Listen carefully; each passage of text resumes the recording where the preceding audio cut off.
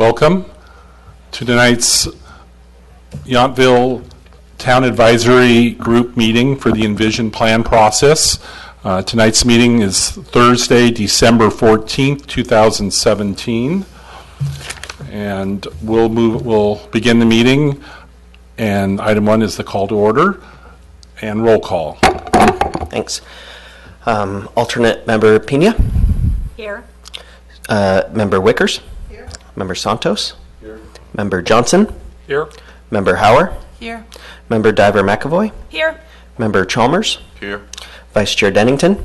Here. Chair Knight? Here. Let the record show that Member Bridigan and alternate member Hudson are excused, and that alternate member Pena will be a voting member this evening. Thank you. Please join me in the Pledge of Allegiance.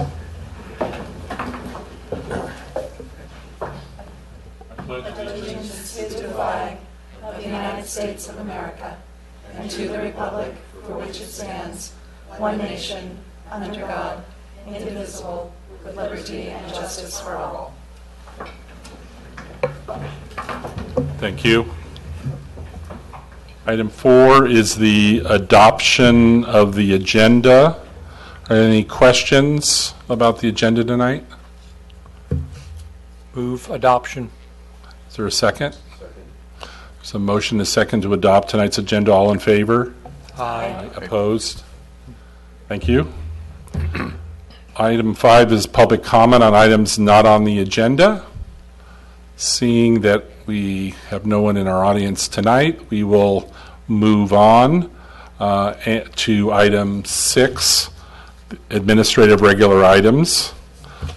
First item is a report from the Vision Statement Subcommittee and discussion of General Plan Vision Statement.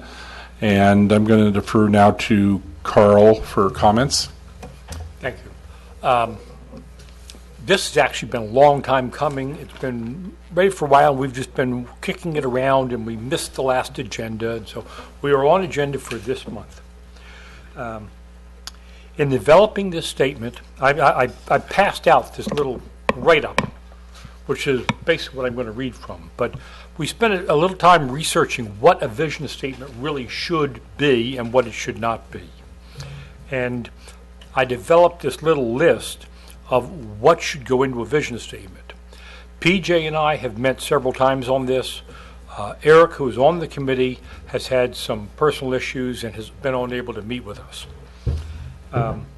So the first thing that really struck me was that vision statements are written in the present tense. They're a vision. They're out there.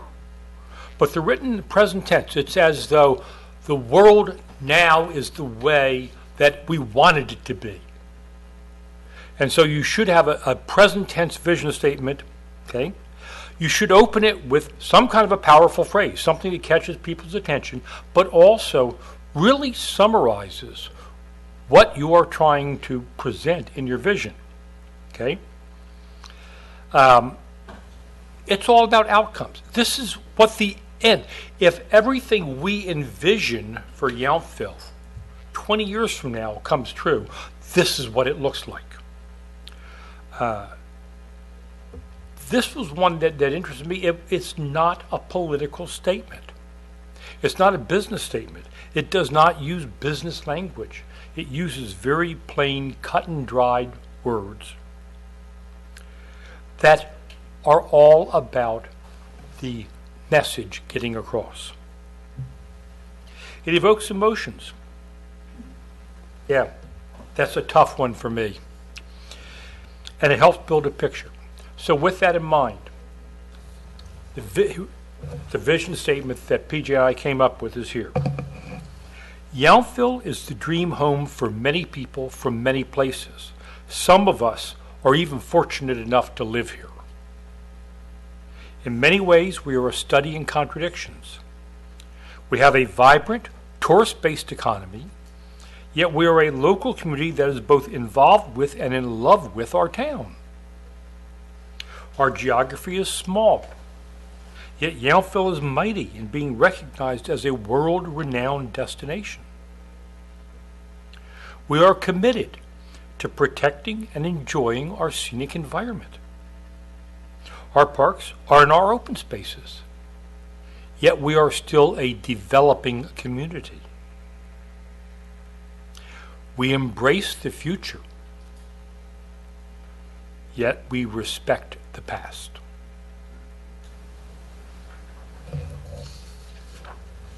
There you have it, folks. Comments, observations, suggestions?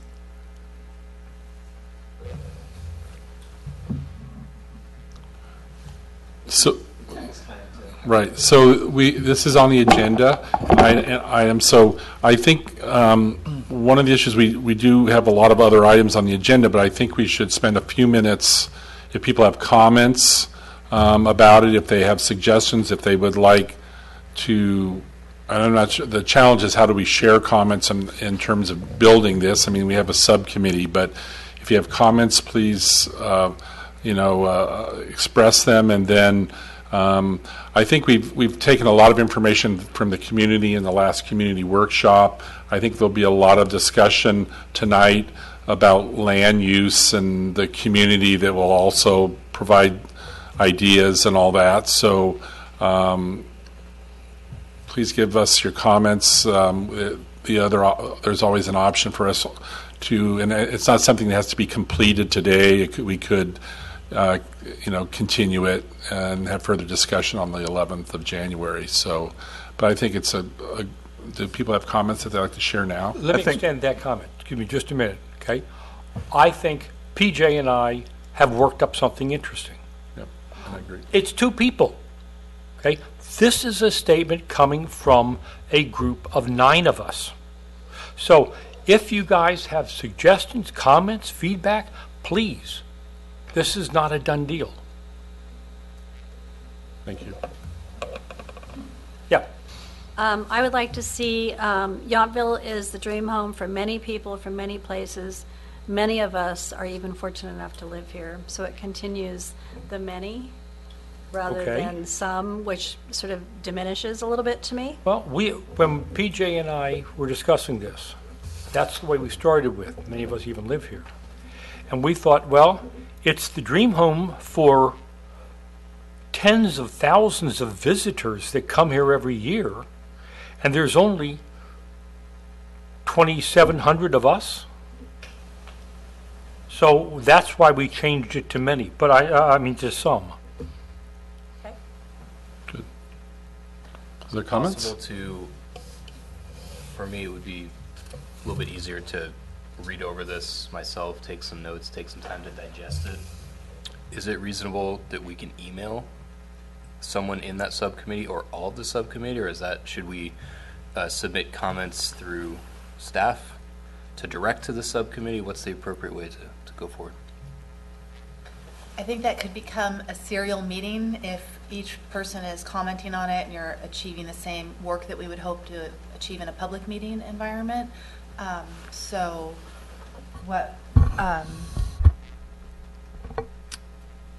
perhaps email staff only, although then staff is the one in with the information, and we can work with the subcommittee, would you say? Another thing we could do, if you email staff, we can compile all of your comments and then share it during the January 11th meeting.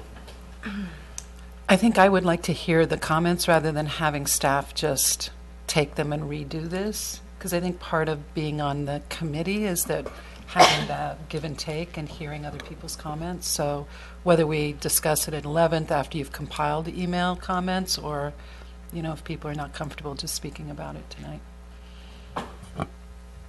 I think it's really admirable what the two of you have done. I think it's a difficult thing. I think you did a really good job of researching this.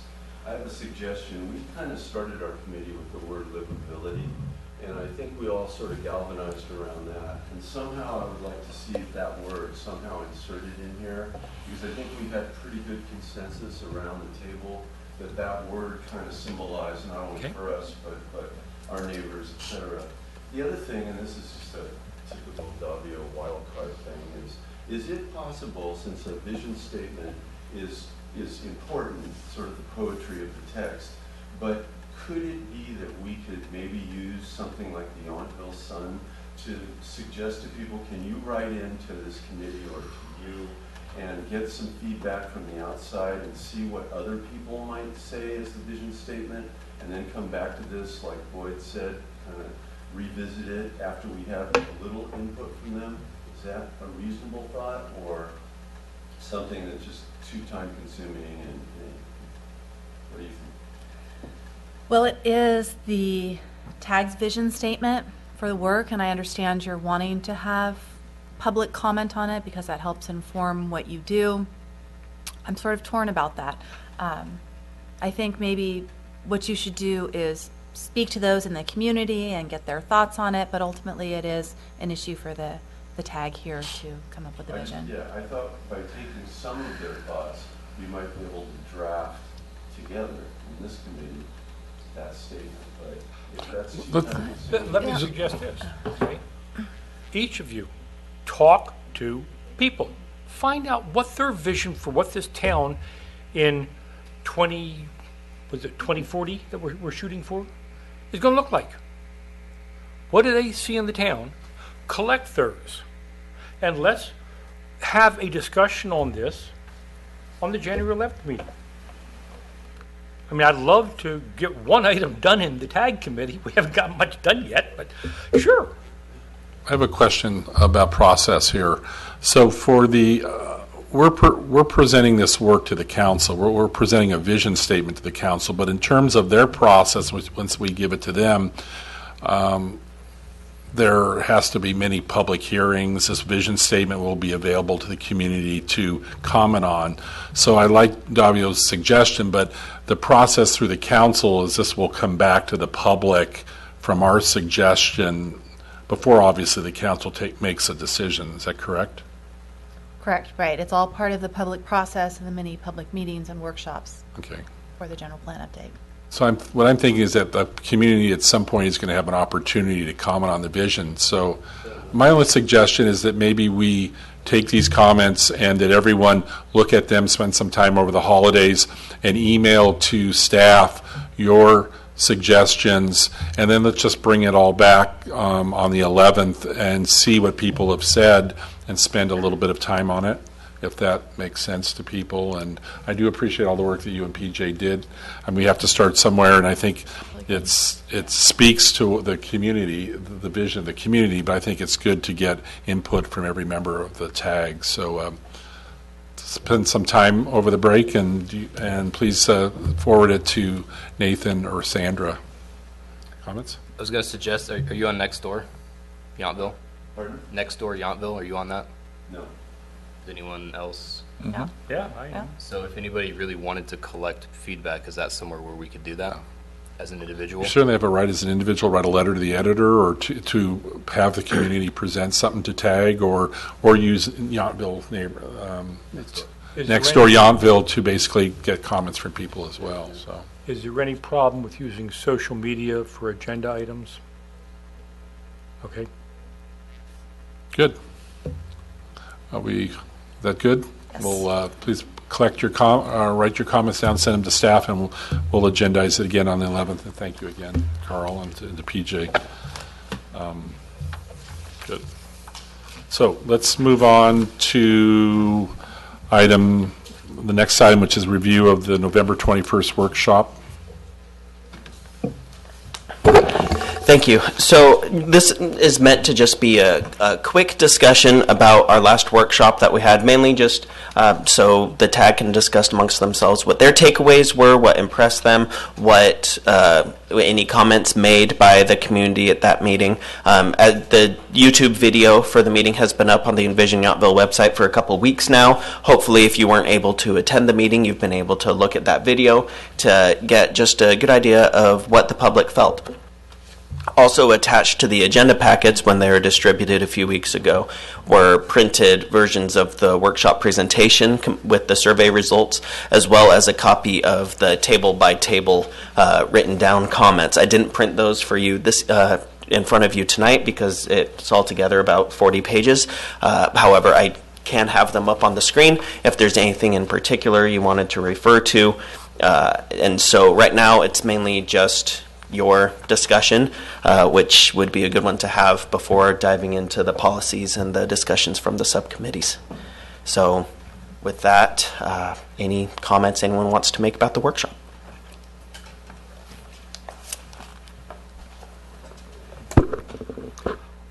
This is more of a general comment. I didn't find the workshop as useful and informative to me as I did the first workshop.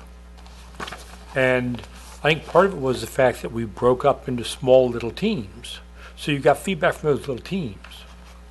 And the teams tended to, as I looked around the room, I recognized a lot of people, they tended to fall into little cliques. And so there was one clique that was very obviously all about the business side of the town, the business enterprises. Okay, I happen to be in a clique with a number of people who have been longtime critics of a lot of things that have gone on in this town, and they were very, we shouldn't be pushing, we shouldn't be growing, that type of thing. But I didn't hear that from any of the other groups. And so I'm not sure that it made sense to get in these small groups. Okay. Did you find that the click polling part of the workshop worked better in your mind then? When we do that, when we had the questions and we asked the whole group, and We had the big thing, one click didn't show up, okay? And so like I say, for example, the comments from my table, and I intentionally stayed out of it because I'm on the tag committee, I just want to listen, okay? But everybody echoed the same comments, but I didn't hear that from any of their tables. Mm-hmm. Same thing on the table that Whitney was sitting at, okay? I wasn't there. You weren't there. Who was there with the, I don't remember anyway. But there was one table that had an awful lot of pro-business comments, but I didn't hear that from the other tables. And so I didn't get a sense of this is what the community wants. I got a sense of this is what this clique wants, and this is what this clique wants.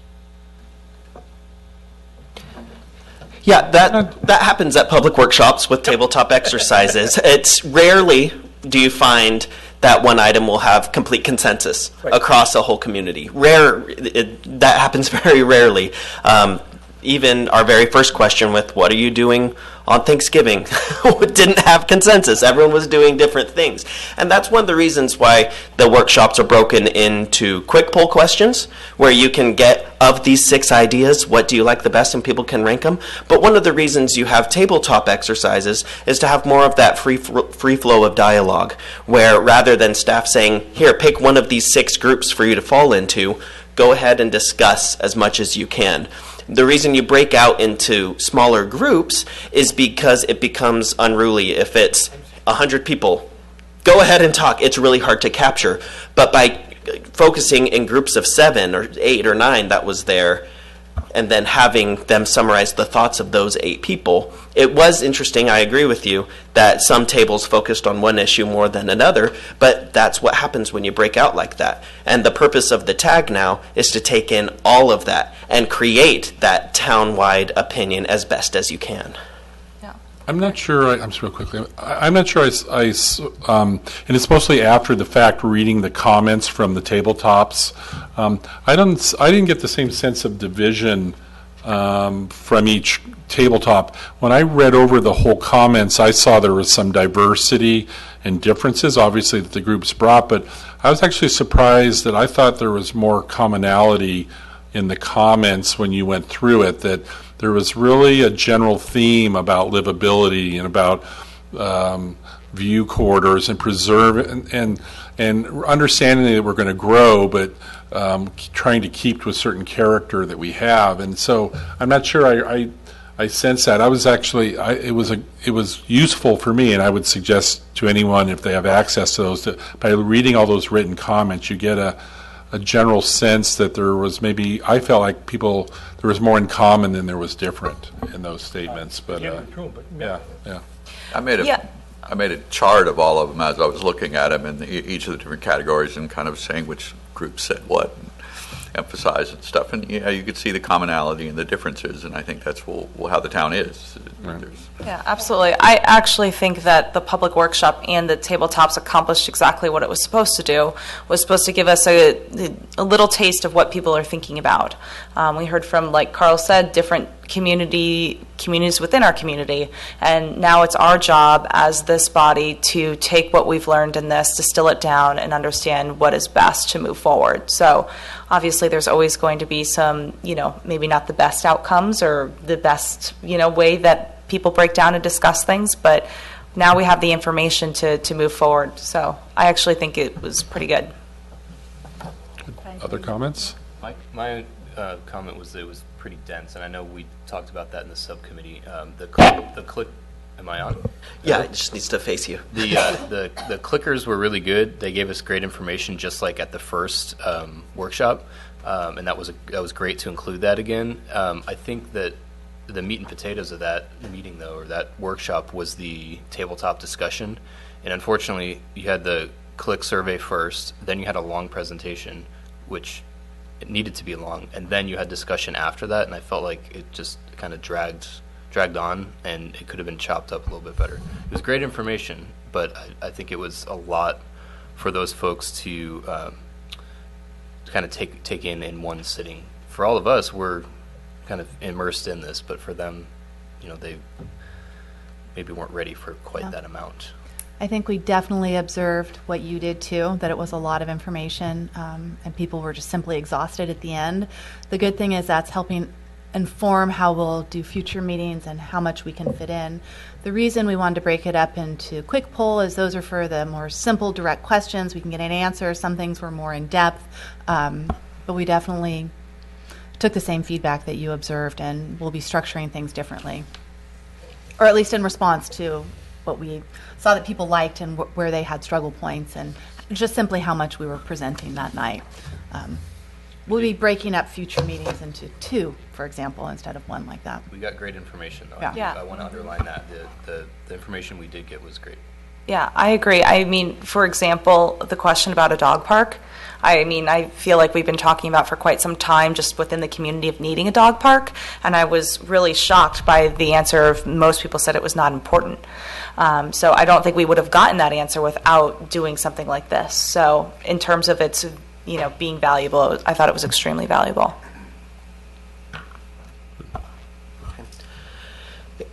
You mentioned dog park. Were there any other specific responses that impressed you, surprised you, that you want to comment on before we move on to our subcommittee reports?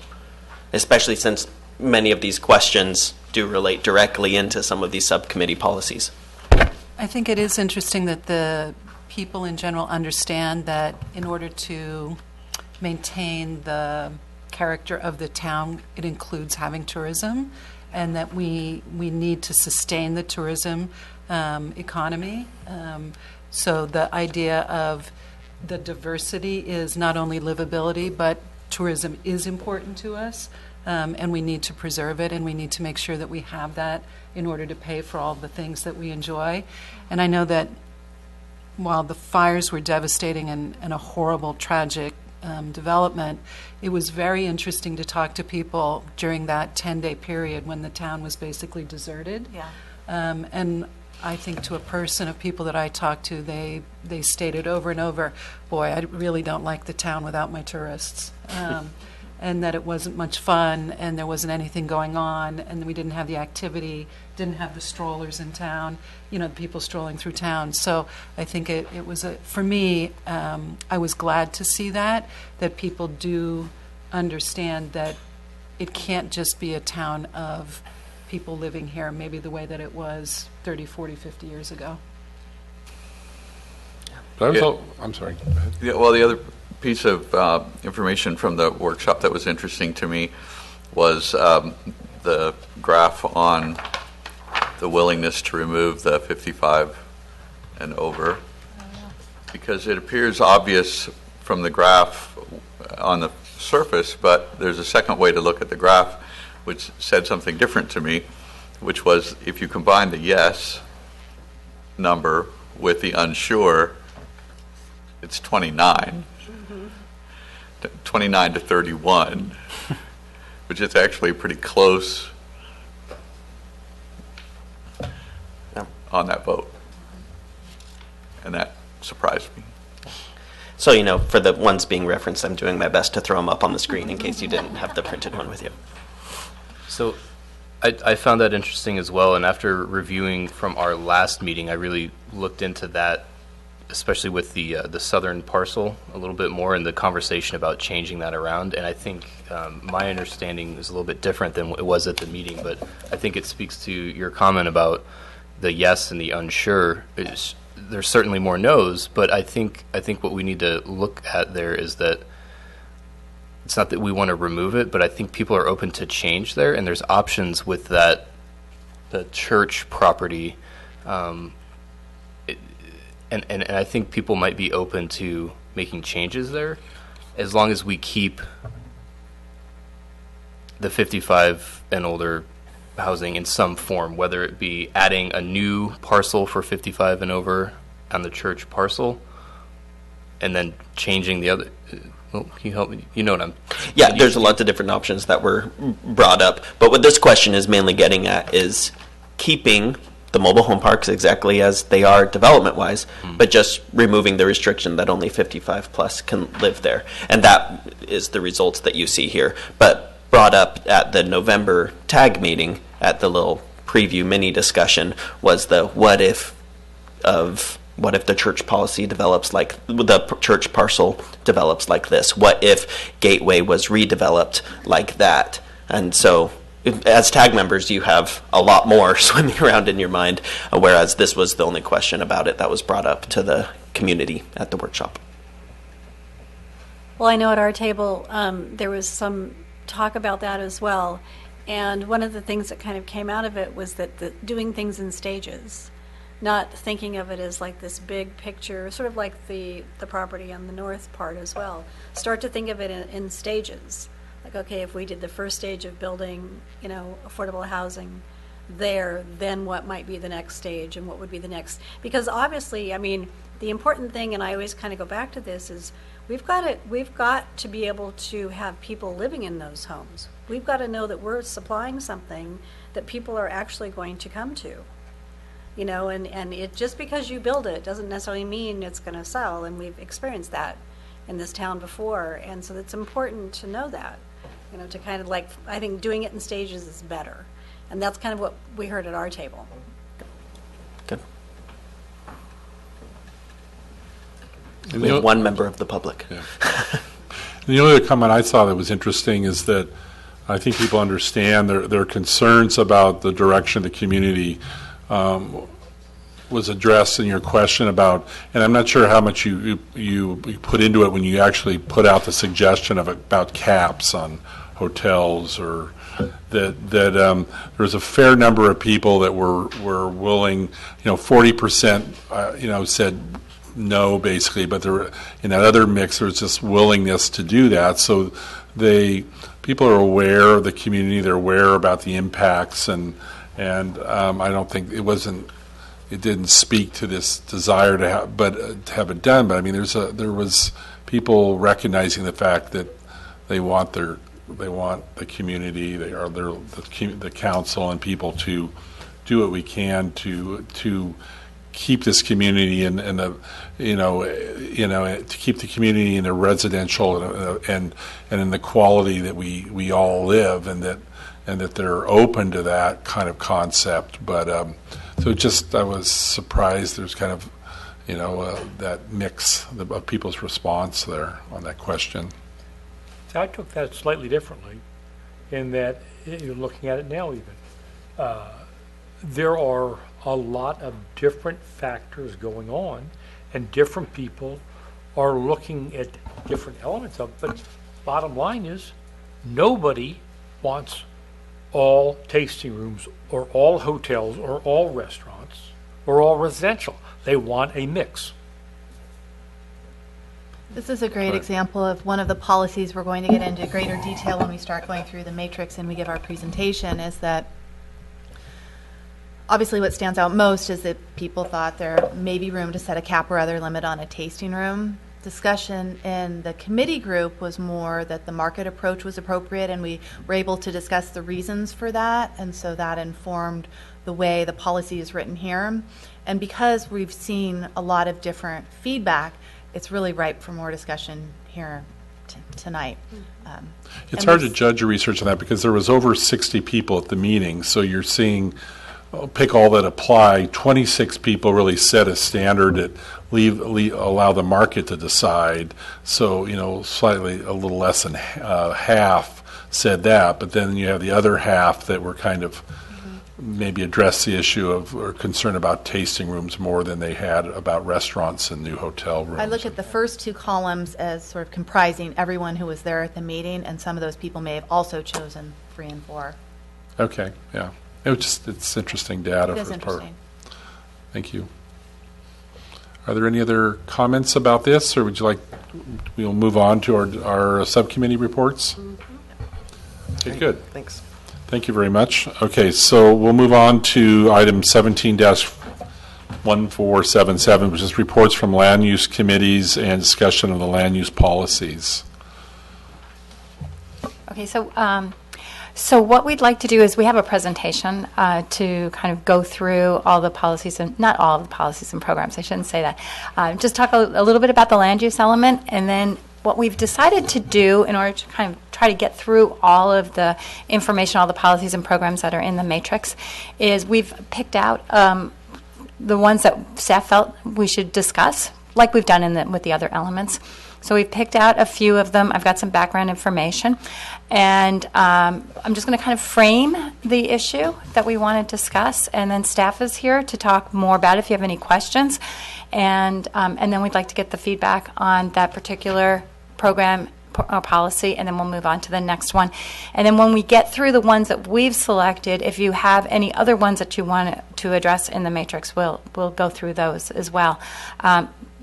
The way we've picked them out and the way we're presenting them, they're not going to follow exactly in your here, so I'll let you know where we are and what number we're at as we do that. Just a real quick comment that I wanted to bring up here before we start this. Sure. And it's more something maybe I should have brought up at the beginning of the meeting, is just a general discussion where people if people have time limits tonight in terms of staying, and just generally where people are at. And maybe, staff, you could talk to us briefly, too, about the meeting on the 11th. Were you having a general sense that we would continue this discussion on the 11th if we didn't get through all of it tonight, or as we? There's room for that. So we would hope to get through it all tonight. We realize there's a lot of information. We have reserved time at the January meeting to continue this discussion and discuss housing element. If we're able to get through it, it may be that we jump right into circulation. So it's flexible depending on what we're able to get through. We don't want to rush through it and jump on to the next topic. So go at the appropriate pace. Okay. Christine? So our last meeting, we were here till about 8:30 or so, and it's getting past 8:30. This is a lot of information, and it gets tiring. So does the group generally feel good about us maybe working towards a time of about 8:30 and then seeing where we're at? Yes. Yeah, that works great. Okay, good. Thank you. That sounds good. Yes, Liz? Christine, could I ask, as we're going through it, will we complete one of the discussions before we move on to the other? Yes, Okay. exactly. Thank you. Okay. All right, so we're doing the land use element. This is the big element. And here's the code section, at least how the code section starts for the land use element. I just wanted to point out a couple of things. First of all, what's required by the state is that the land use element designates the proposed general distribution and location of the various uses for the land, for housing, business, open space, agriculture, etc. So that's what the land use map is. That's the zoning district map there, and that's what's referred to when we talk about it was in like the first policy referring to that land use map. So that has to be included in the land use element, and then we also have to have a statement of the standards of population density and building intensity for all of the districts. So that's the table that's in the back of that matrix. That's why it's there. It's a description of all of the different land uses and the floor area ratio, or the density, the housing density that is applicable to each district. So that's why that is there. That is in response to state law. So as I said, we're going to start off by just talking about some selected policies and programs for discussion, and we're going to be jumping around a little bit in the matrix. So the first policies, there's two of them that we wanted to start with. The one on building massing, and that's on page 6. And then we'll also... Number on it? So the building massing one does not have a number, but I can probably tell you which. Some of the new ones weren't, because they were added in later, didn't have a number. It's right in the middle of the Just page. above 2.5. It's in the middle of the page. It's right above 2.5, exactly.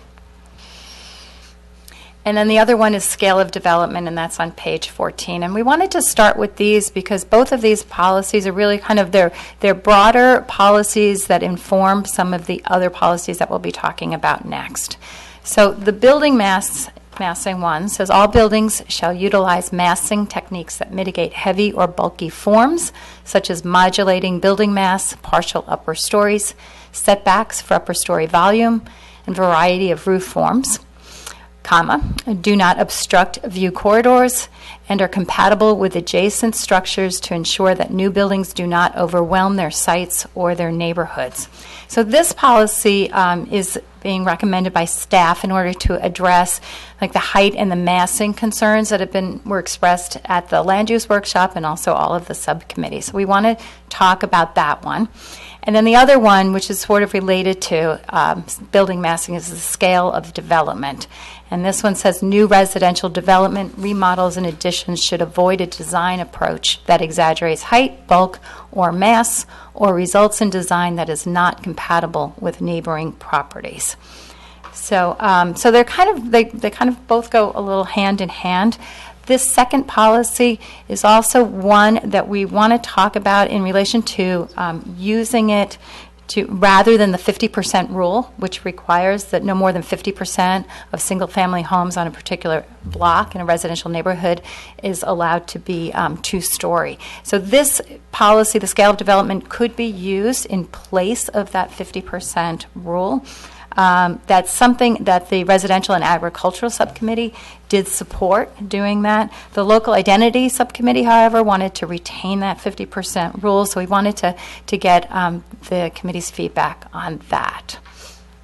So do you want to do both these at once, or we're going to do one and then the other? let's start with one. Let's start with the building massing one. Well, Looks good to me.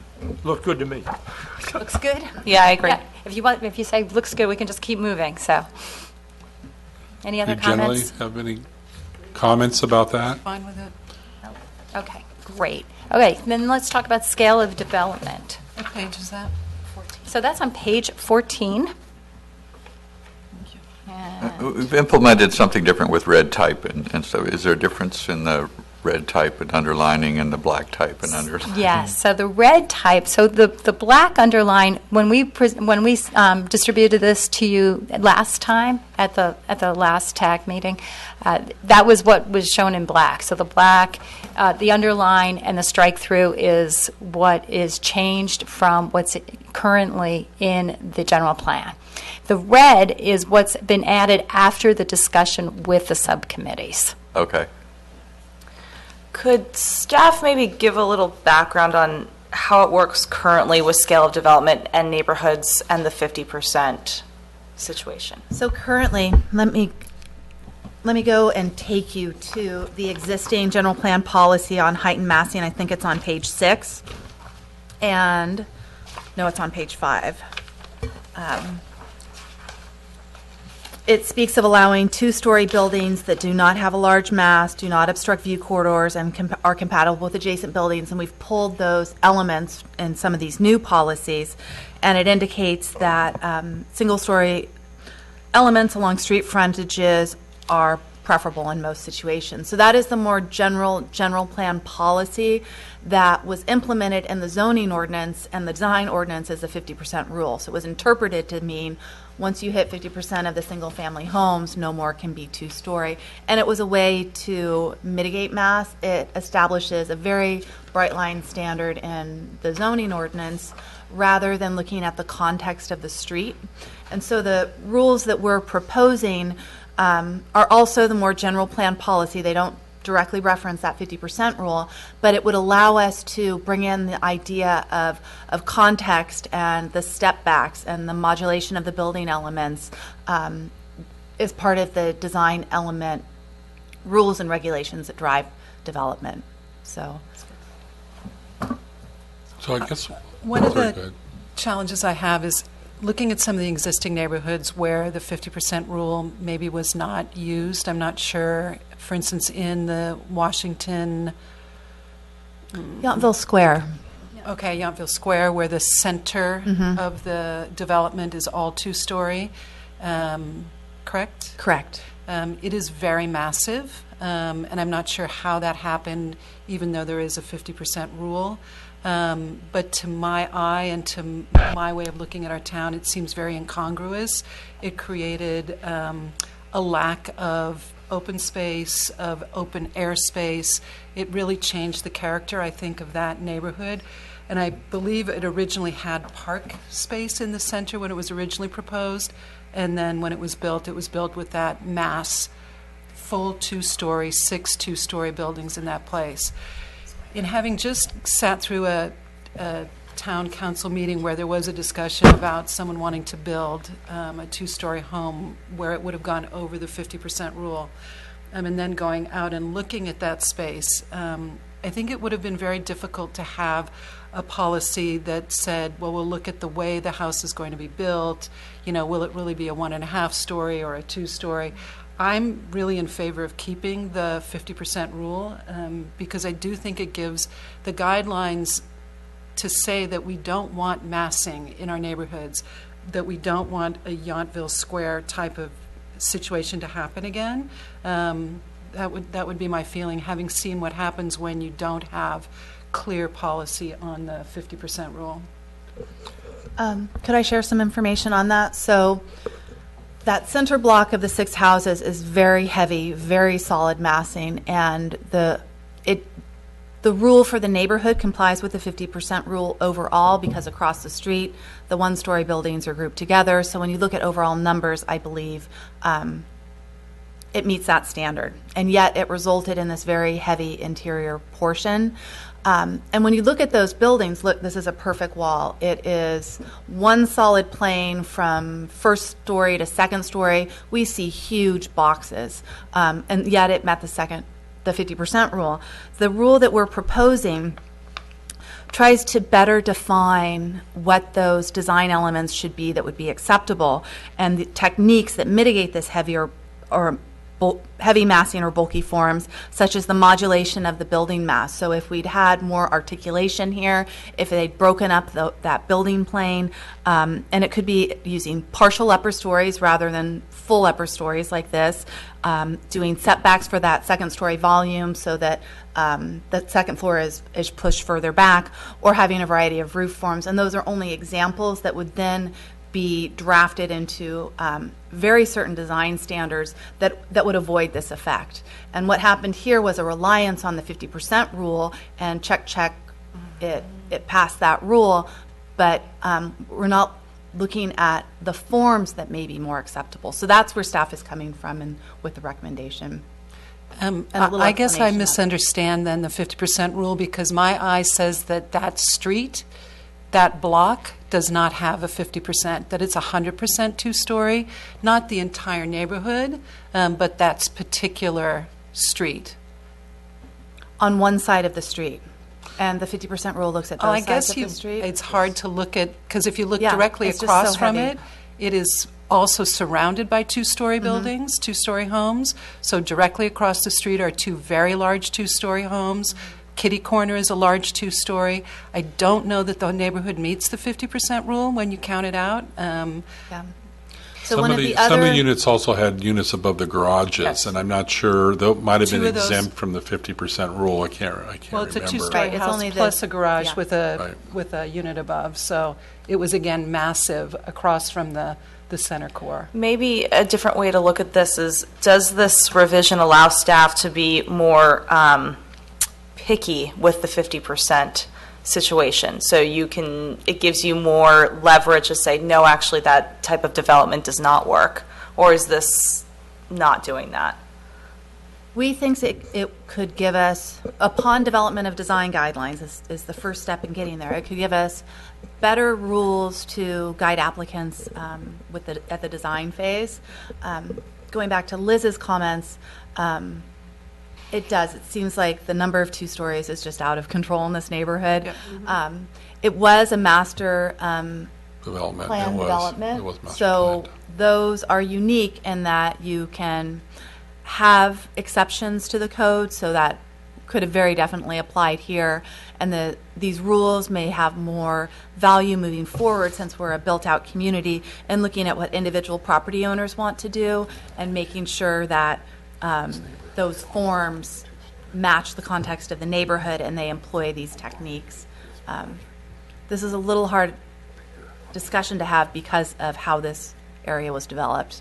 Oh, It seems to me, though, that staff and all of us, I think all of us, agree that there's a problem there. And so the way I understand what you're saying is you're trying to put in the flexibility within the design component so that this doesn't happen again. Yeah, that's which what I think we would yeah. agree Yes. is the proper way to go.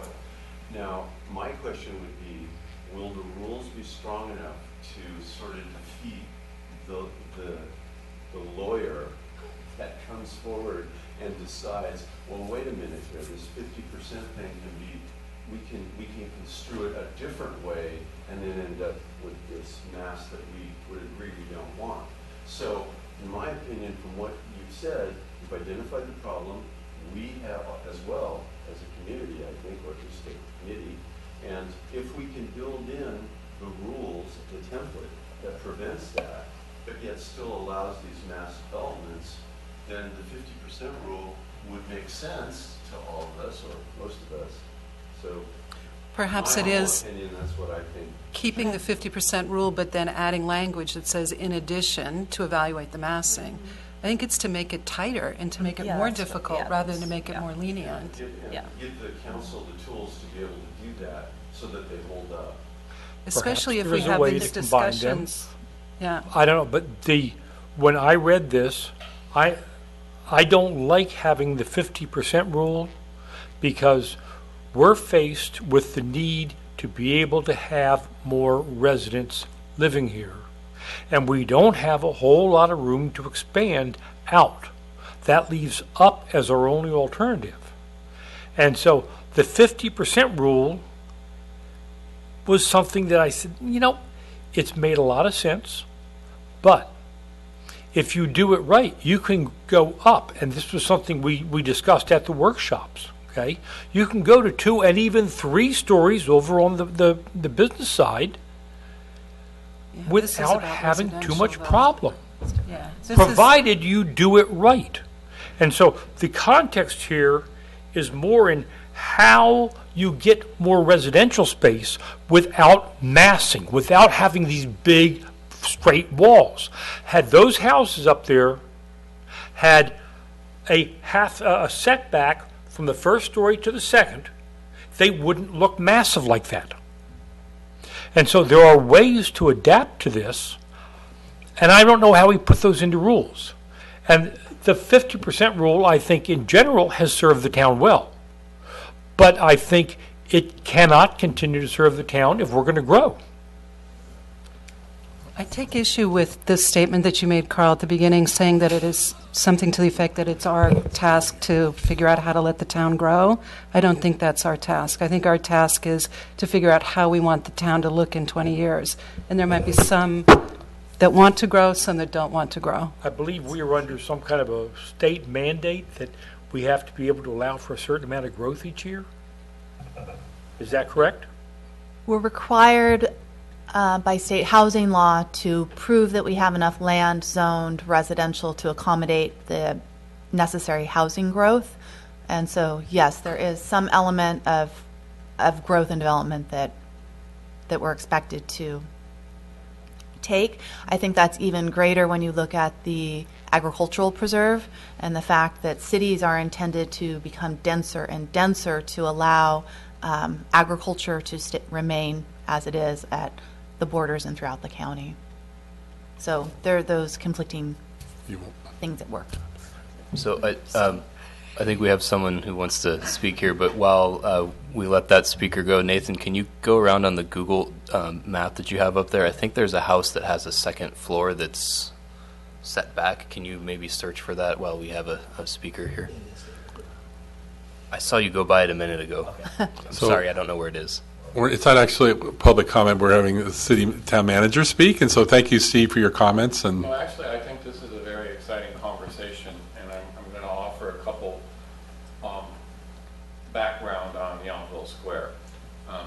Yountville Square actually was a master development plan, so it's dealt with slightly different. It's dealt with as a whole, and the council at that point in time actually made a decision, a directive decision, to increase the density of housing at that point. They chose to encourage a higher level of housing, in part because of our need to build more housing. So I just want to, for the record, that was a conscious choice that the council made at that point in time. One thing that I would suggest when we're looking at the flexible rules is I think you want to look at what's your end outcome.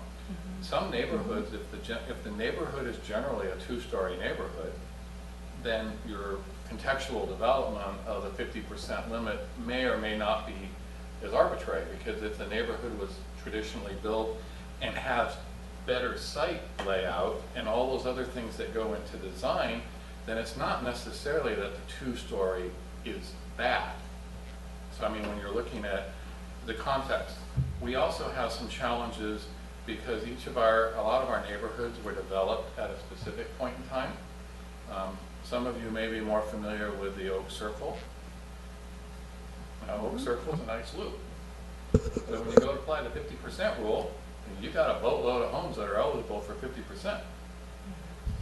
If you just, and again, this is where I think what staff would tell you is a simple reliance on the 50% without an understanding of what your policy objective could be too arbitrary without looking at it. So I think you want to take the spirit of what you're struggling with in terms of neighborhood and what you're trying to achieve. But if, to me, I'm more worried about the attorney that says, I'm well within my 50%. Damn the design, you don't have any criteria, here's my box.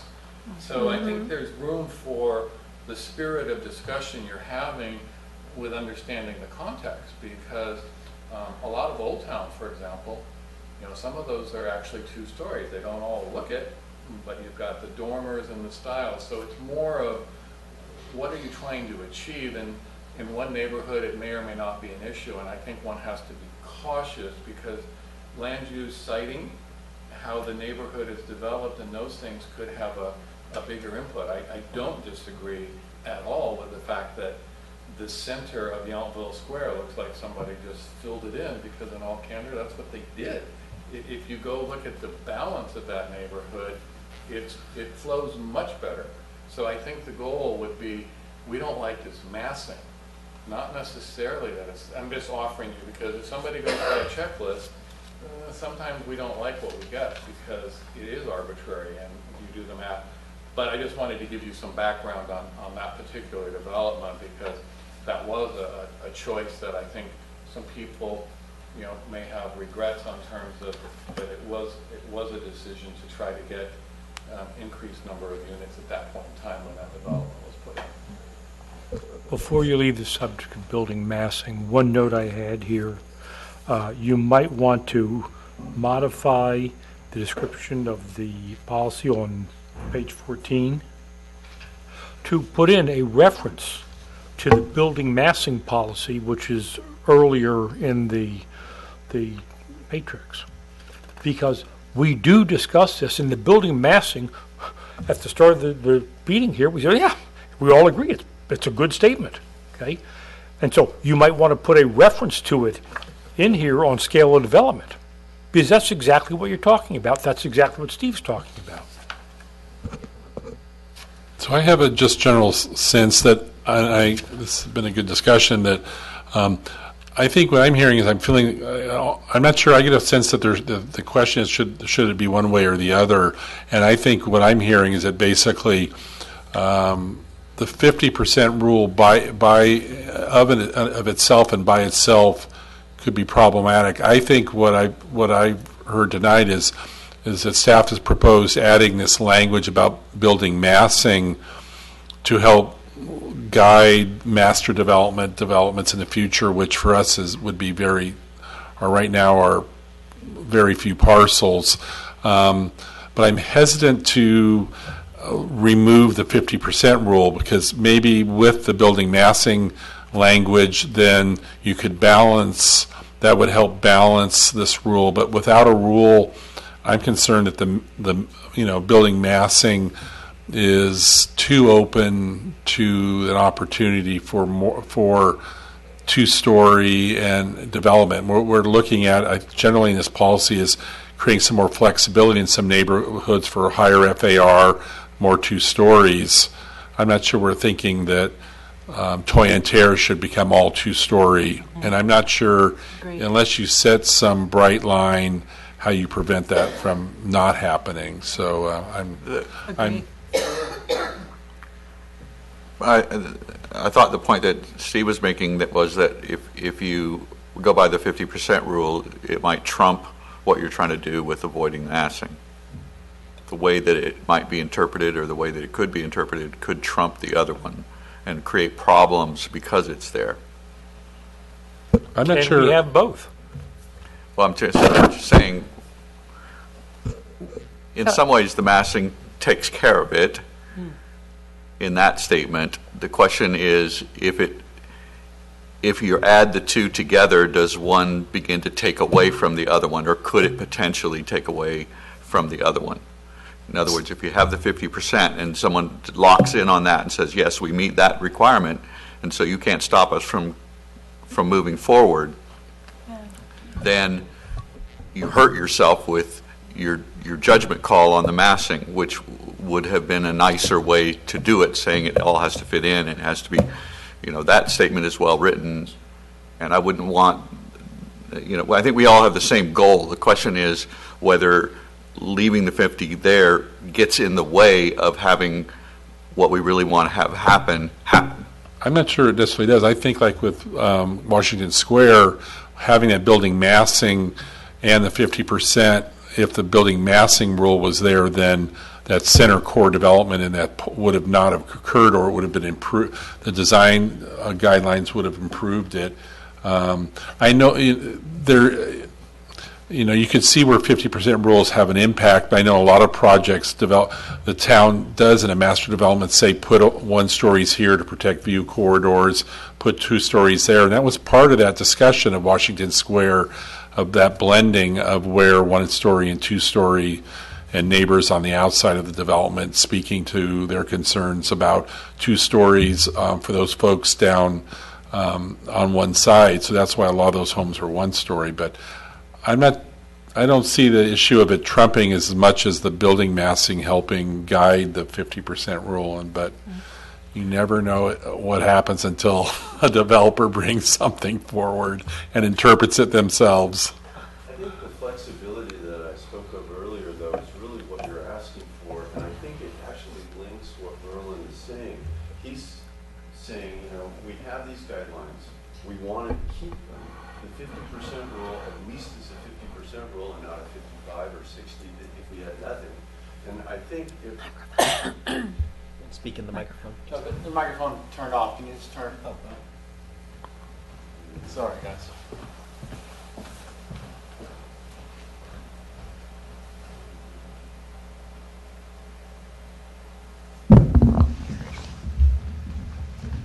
As I was saying, so I think that, unless I'm wrong about this, it kind of goes hand in hand to kind of work through some of the problems that Verlin sees with this, which I actually agree with. But we have the language in place, so if we also add the flexibility, because we're not really sure the design, what a designer will do 15 years from now, and we understand the problem, the Washington Square idea, Yes. then to me that seems like an overall bridge to get where we want to go in the future. Yes, that's what we're trying to achieve here. The existing general plan policies led to a rule that is simply the 50%, and it doesn't offer much guidance. It does have value, though, because it tries to address this issue of massing, and we don't want something like Yountville Square here. We've given a lot of thought to the words and terms we've used to really identify what that core issue is, and this new policy here doesn't eliminate the 50% rule. Right. The 50% rule is a good thing to talk about because do we think that's worked good enough, or do we think we really need to come up with a lot stronger language, which we think we've proposed, that really gets to the core of what you all think the issue is? So I think that language is good, yeah. Okay, so I know we're talking a lot about the 50% rule. We go to that because we deal with that every day in our work with the zoning and design ordinance, but really we're thinking bigger and how do these rules work with what you all think is important? And from what I hear from Yes, all what of I you that sense are from the trying group to- is that the building massing language is invaluable to future project development. I just think it's uncertain for a few of us whether that necessarily means that you are removing the 50% rule, but that you let the building massing really guide the project development. Yes.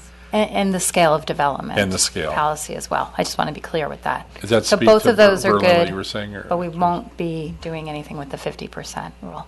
No. That you'll be including it rather than replacing it, which is the way it's stated in the And document. that, Well, that it's not rule, a that general rule plan belongs in the policy. zoning document It's a anyway. zoning not- ordinance, Right. yes. so We're it's- using that as an example. It's not eliminated as part of the general plan update. We just wanted It's a to good discuss discussion it. point, yeah. Thank you. Yes. Okay. So yeah, current general plan language led to a section of our design ordinance that said no more than 50% of single-family homes can be two-story. What this new policy would do would then lead to further edits to the design ordinance that would better match this general plan program, this goal, which, based off the feedback we're hearing, seems to be what we do want to guide our future architects and contractors to follow in order to develop a town that avoids bulk, that should consider design approach that doesn't exaggerate height, bulk, or massing and results. You know, all of these are kind of big picture goals that then go down and develop those really specific design criteria. So I'm still confused because in the red underlined statement, it says that the Residential Agricultural Subcommittee agreed that this policy was more effective than and should replace the 50% rule. So I don't agree, and I don't think there are some of us that think this should replace the 50% rule, but that it should Got be it. in addition to the 50% Right. rule and clarify the 50% rule. Right. Yes. That's what we've heard. Okay. Good. Okay. In the spirit of housing and, you know, not necessarily low-income housing, but just in the spirit of building community, is there any interest in allowing someone who wants to build a second story according to the building massing regulations, but if they would exceed the 50% rule, but there's a family that's moving in or it's a low-income rental? I do So not. we're now- I would like to speak to that. I think that it's dangerous to avoid the 50% rule and give exceptions to it, because then you could end up with neighborhoods that are 100% two-story, and I don't think that is in character with our town. I think it is the diversity of having single-story and two-story, and I would be very cautious about letting an exception be made for some reason. If we want more massive housing, we should encourage condo development, townhouse development, non-single-family homes in the south parcel, if and when it gets developed, where it would make sense where that as a master plan community would develop, rather than having an existing neighborhood, because this isn't just about master plan future, it's about remodels, to have everybody on the block say, well, I'm putting in a granny unit, low income, and all of a sudden everything turns into two-story under that. I would be very concerned about that. I would like to point out that even though there is that 50% rule, it includes an opportunity for an exception provided certain findings are met. It's very similar to variance findings, so it's a very steep standard and very hard to make, but there is that opportunity that a two-story could have conditions that would make it acceptable and compatible with the neighborhood and not overwhelming as to mass. In addition, if you combine the building massing statement with the concept of a two-story, you wind up with something that is not a solid wall of building. And again, we're talking. I generally, I think, unless there's other comments, I guess I guess I agree with Liz that as long as I think we should be focusing on general plan language. Yes. And I think I was caught up by this conversation about it removing the 50% rule, and that's really planning work and design and language that comes out of the general plan. I'm hearing from the committee that we really support the scale development, the massing, and that you've heard our general conflict on the 50% rule, and then we'll leave that for you to work on 2 years from now when you're working on I think zoning and design review pulled updates. that in, and maybe we shouldn't have been so specific as to zoning and design ordinance because we do want to talk higher level. So yes, I see. So it's And But I if there, admit how we've complicated things. but if with there that. was if there was specific direction from the tag to remove that 50% rule, then we could have included a program to consider revising the zoning ordinance to do that. But clearly, we hear not to remove the rule. So I think that this, not a consensus here, from what I'm sensing from that. So anyway, yeah. But Okay. I think we should move on if that's move okay on. with everyone. Yes. So, Okay. which is All other right, so comments. the next one is on Vista condominiums, and as you'll recall, we did have a discussion here at the last meeting. This was also one of the questions that came up in the click polling at the workshop. And so this is about allowing Vista condominiums to have 2 stories development. And so this was a question at the workshop. Would you support allowing Vista condos to become 2-story? And the majority said yes, and we had 8 unsure and only 16 for no. So I think most of the feedback from the community was to go to 2 stories. So the new program that has been included is to consider revising the development standards to allow Vista condominiums to become 2-story, provided it will not result in a disjointed development and buildings conform to the rules on massing, and that's referring back to the massing and the scale of development, the policies that we just discussed.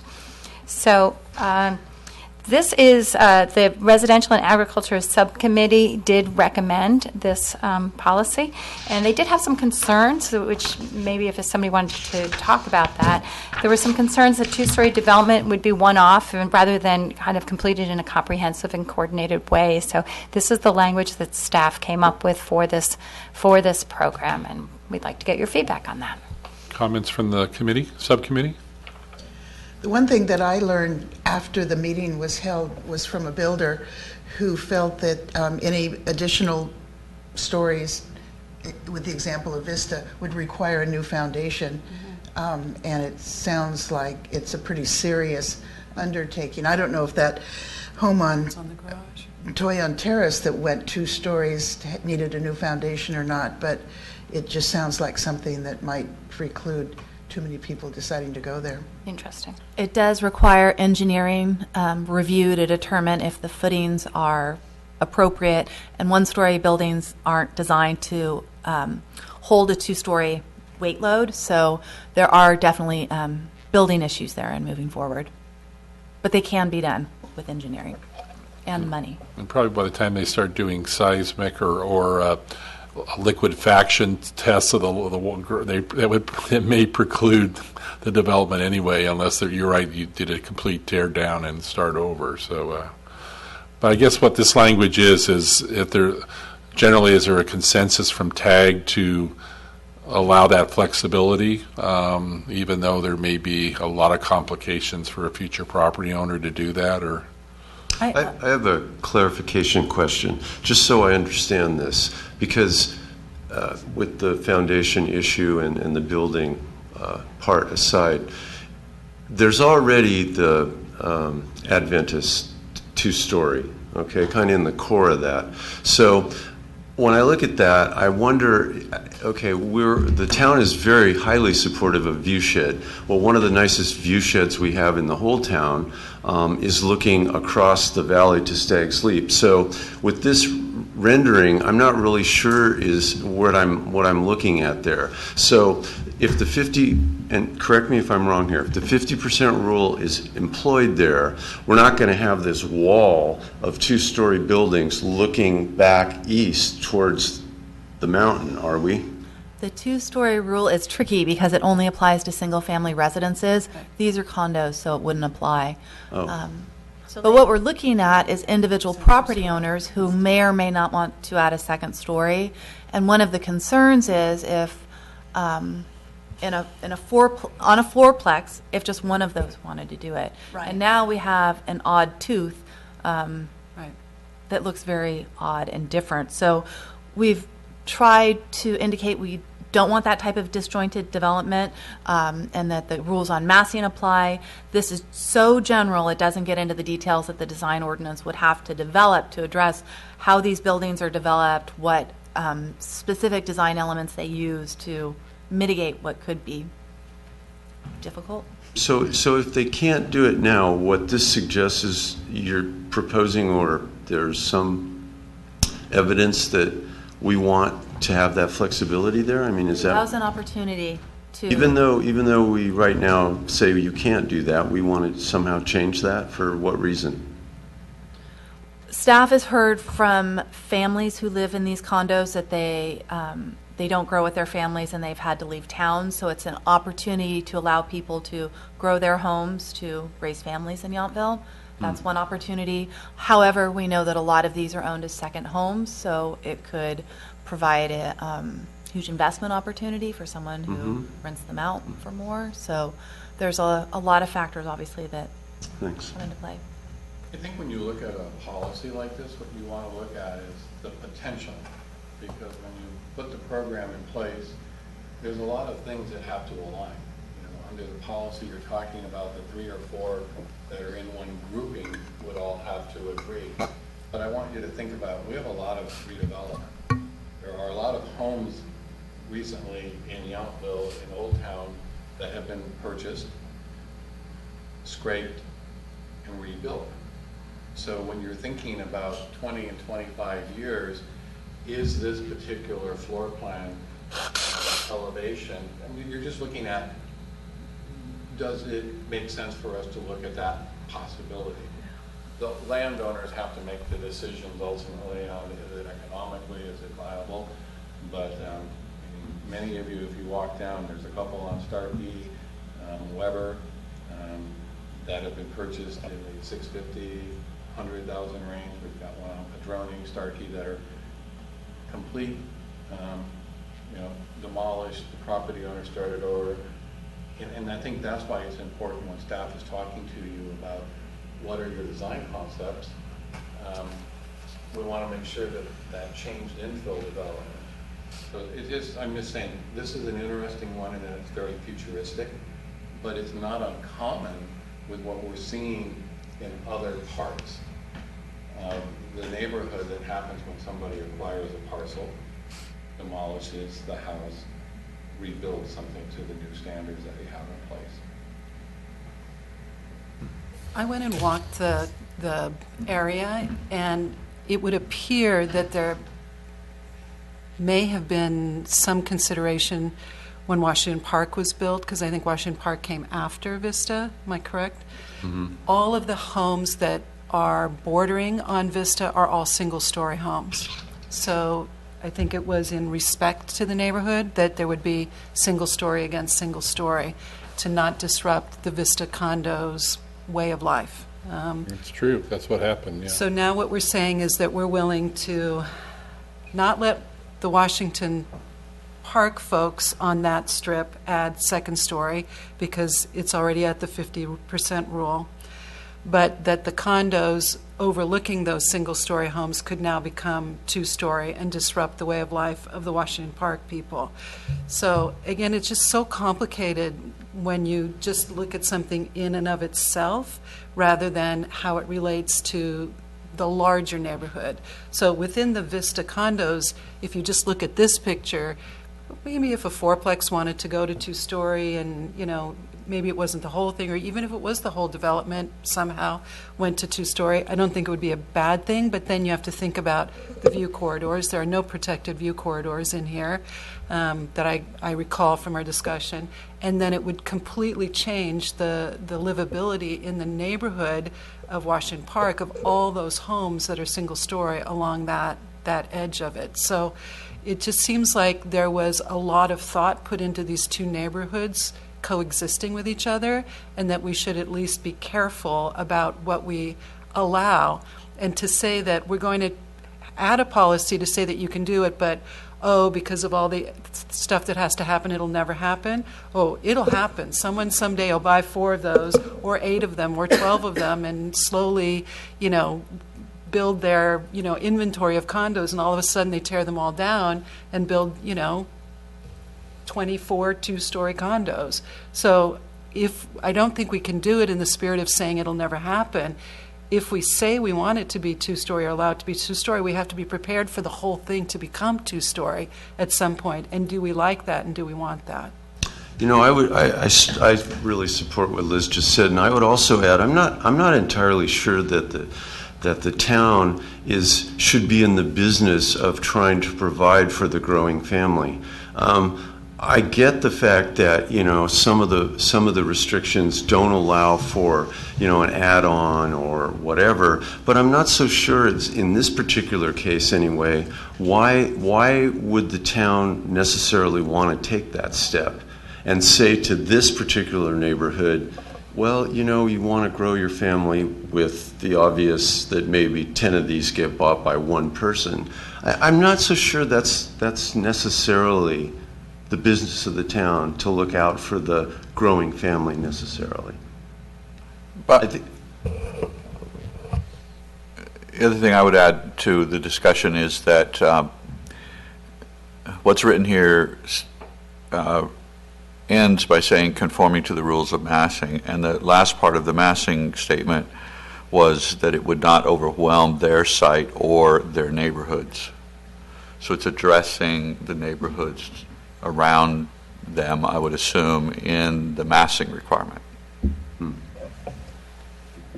Just a couple of thoughts, because you're looking at a new program, and Davio, you have a very interesting point, but I would say it's not necessarily that the town is looking out for families. We're hearing through the community discussion of an interest in how do we have a housing stock that supports families. Much the same way we have land use policies that support senior housing. We have senior overlays, so it's certainly within an area. What I would say, because you're looking at a new program, and to kind of Liz's point, one of the things is, since you're modernizing something, if you wanted to say subject to the 50% rule, you have flexibility with a new policy, because this is not a new master plan development. You could lay out the conditions for the renovation. So I just want you to think in a broader perspective, but we have a lot of competing when you talk about policies. And again, it's okay to say we don't want any of that, but what we are hearing that from a lot of families, the housing stock that we have doesn't meet the needs of a family of 2. The housing stock, especially the entry-level price point, Vista condos is one of the more affordable entry points. It's also a development that we're seeing a lot of redevelopment as it approaches its age. So the question is, and I don't disagree with Liz, we want to put policies together that are going to be in place and guide us should the thing occur. And people are acquiring, you have in most of those. But I just say, when you look at it, I wouldn't say we're trying to do this only but it would be a policy that would try to improve the ability for families with children. We do have a council policy, and we're very bullish on trying to protect the school.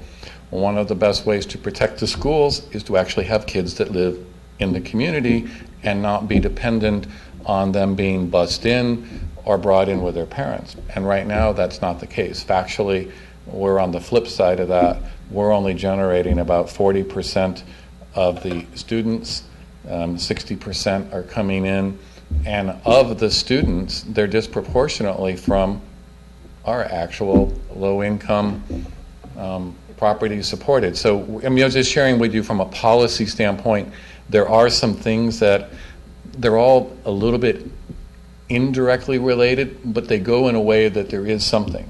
But again, your input's vital, and if there's something that you say, hey, we're willing to do this, but we want to make sure that 50% rule applies, then you add it. If you don't like something, you tell us you really don't like something. Now, the good news is you're not afraid to tell us that.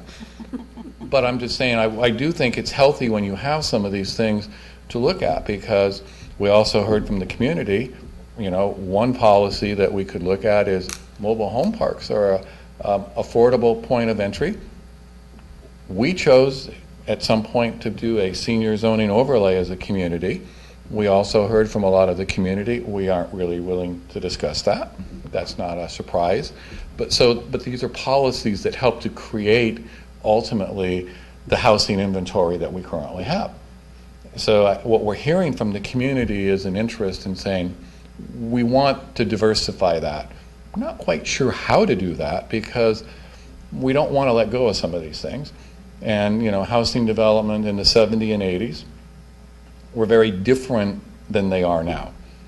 I mean, if some of you are following news, you have like some of the, and I don't want to use examples that are different, but people are looking at different things. Mm-hmm. And density is different today than it used to be, and what would have been even brought forward in the 80s for a development. So it is challenging in our community because we all know our community very well. We know the neighborhoods, and we go right into, well, what does that look like? And sometimes we forget we need to be up here, and because I'm sure many of you know the Dolinsky property. Well, it doesn't look like the Dolinsky property that many of you may have known, and it was redeveloped in accordance with the policies in place. And I just use that as a simple example. Some of you may not, so I apologize if I used a property, but a long property. And the question really is, and Liz is quite on, I mean, if we have a program and somebody acquires 4 of them, I fully would anticipate it, so you want a framework that would support it.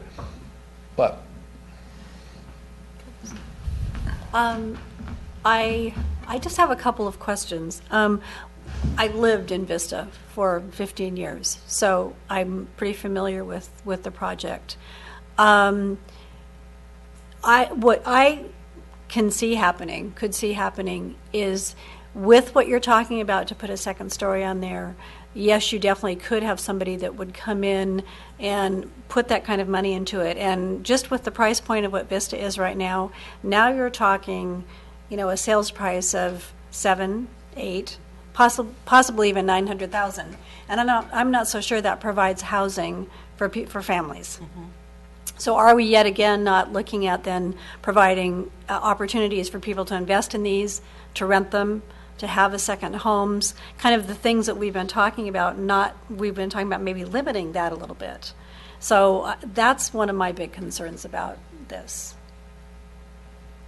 I think it's a difficult question because generally I support the concept, but you have to recognize it's a two-edged sword. I mean, maybe initially we're helping families expand and stay, but then after that 2-story house goes up, then for the next generation, it's no longer a starter home, and it's $1 million more to buy. So it may be a starter, but it's not the same starter home. Like if we said, let's leave Toyon Terrace the way it is and accept the fact that 1 story smaller allow for people to start, and then they move on. And why are we trying to necessarily affect that? But I think generally all we can do is, when we look at this, is I don't think we can see all the impacts, but the question is, do we feel like there should be more flexibility in the future for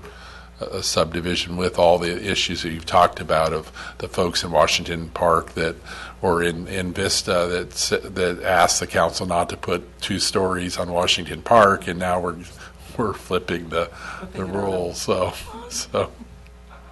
Is there a way you could limit the 2 stories to be more on the interior rather than, or more not on that neighborhood line? I mean, is there a policy that could be put into place to do that? Because I think that might be a solution if one were to choose to put that kind of money in. So again, we're really talking about general plan language, and all that zoning and design review rules would come later with staff and a lot of public input. And so, well, I think what we're generally talking about is this concept good? We see this language good, and with a recognition that there's a lot of work down the road to actually put it into place. So if there is feedback that you could envision it on the more of that interior One that side we're of the looking at street, here, yeah. rather than This the block, perimeter. rather than the U that goes around. Yes. Maybe Yes.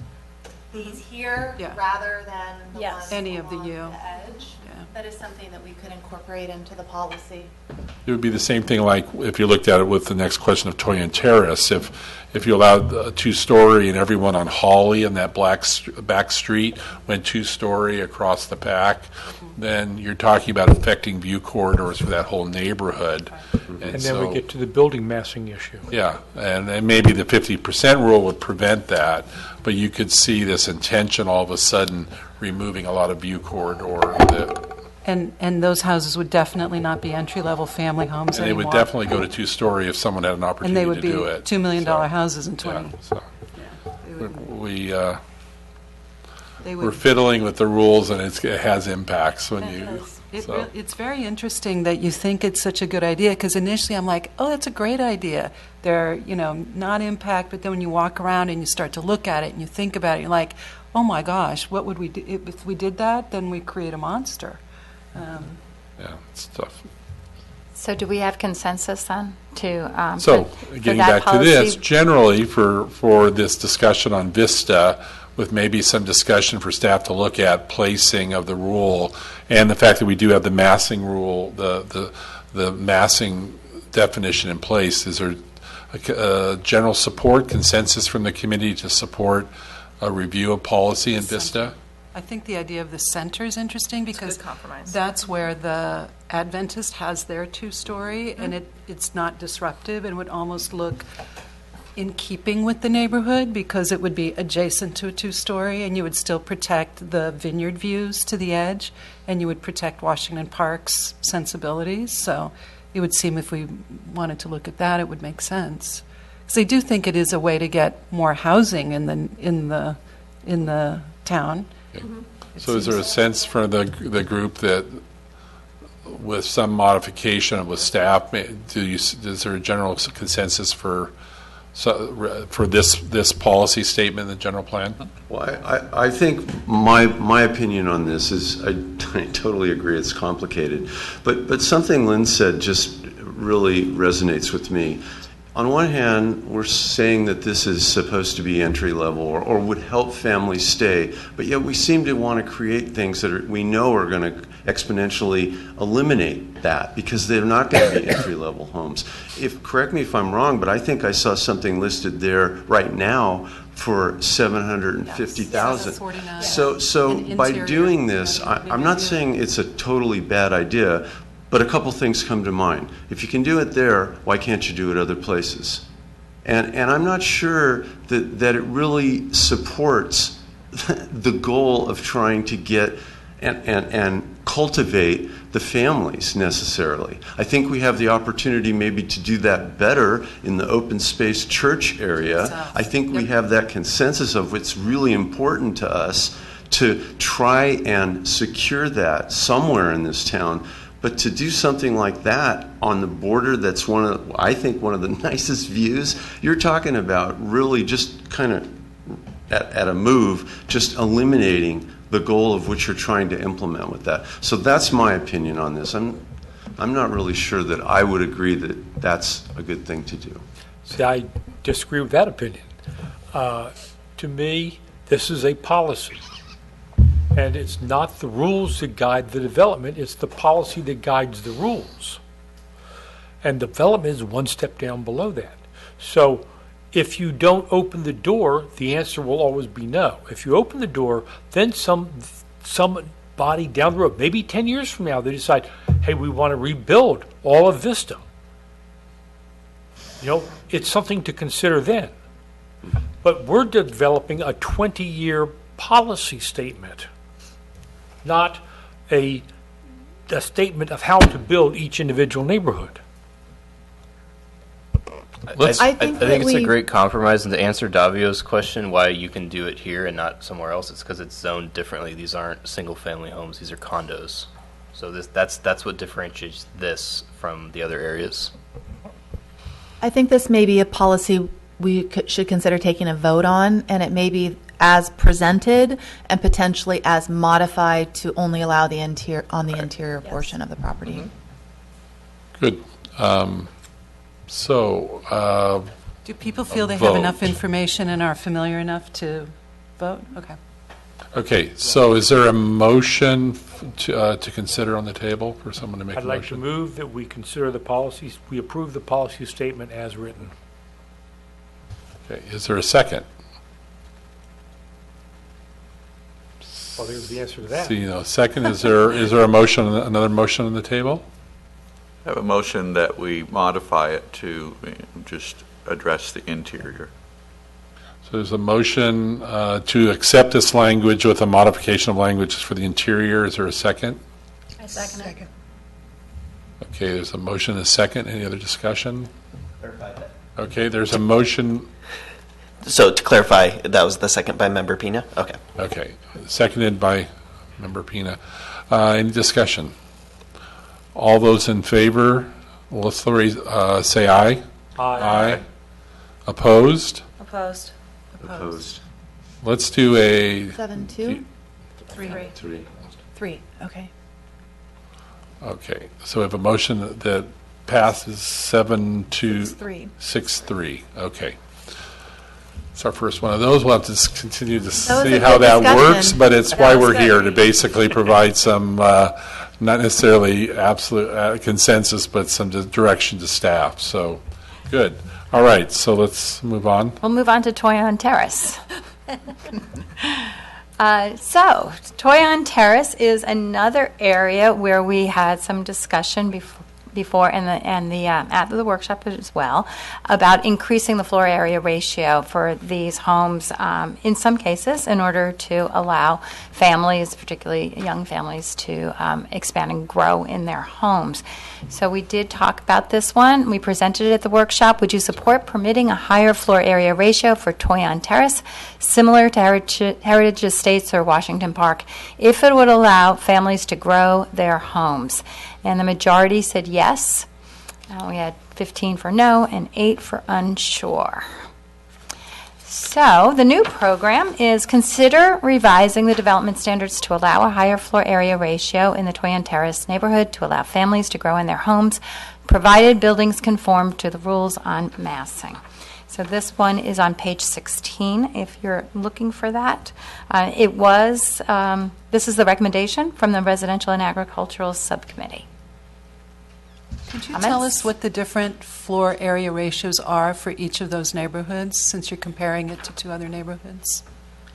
The Toyon Terrace neighborhood it's dependent on lot size, so under 8,000 square feet, it's 30% FAR for the home, plus an extra 5 for the house.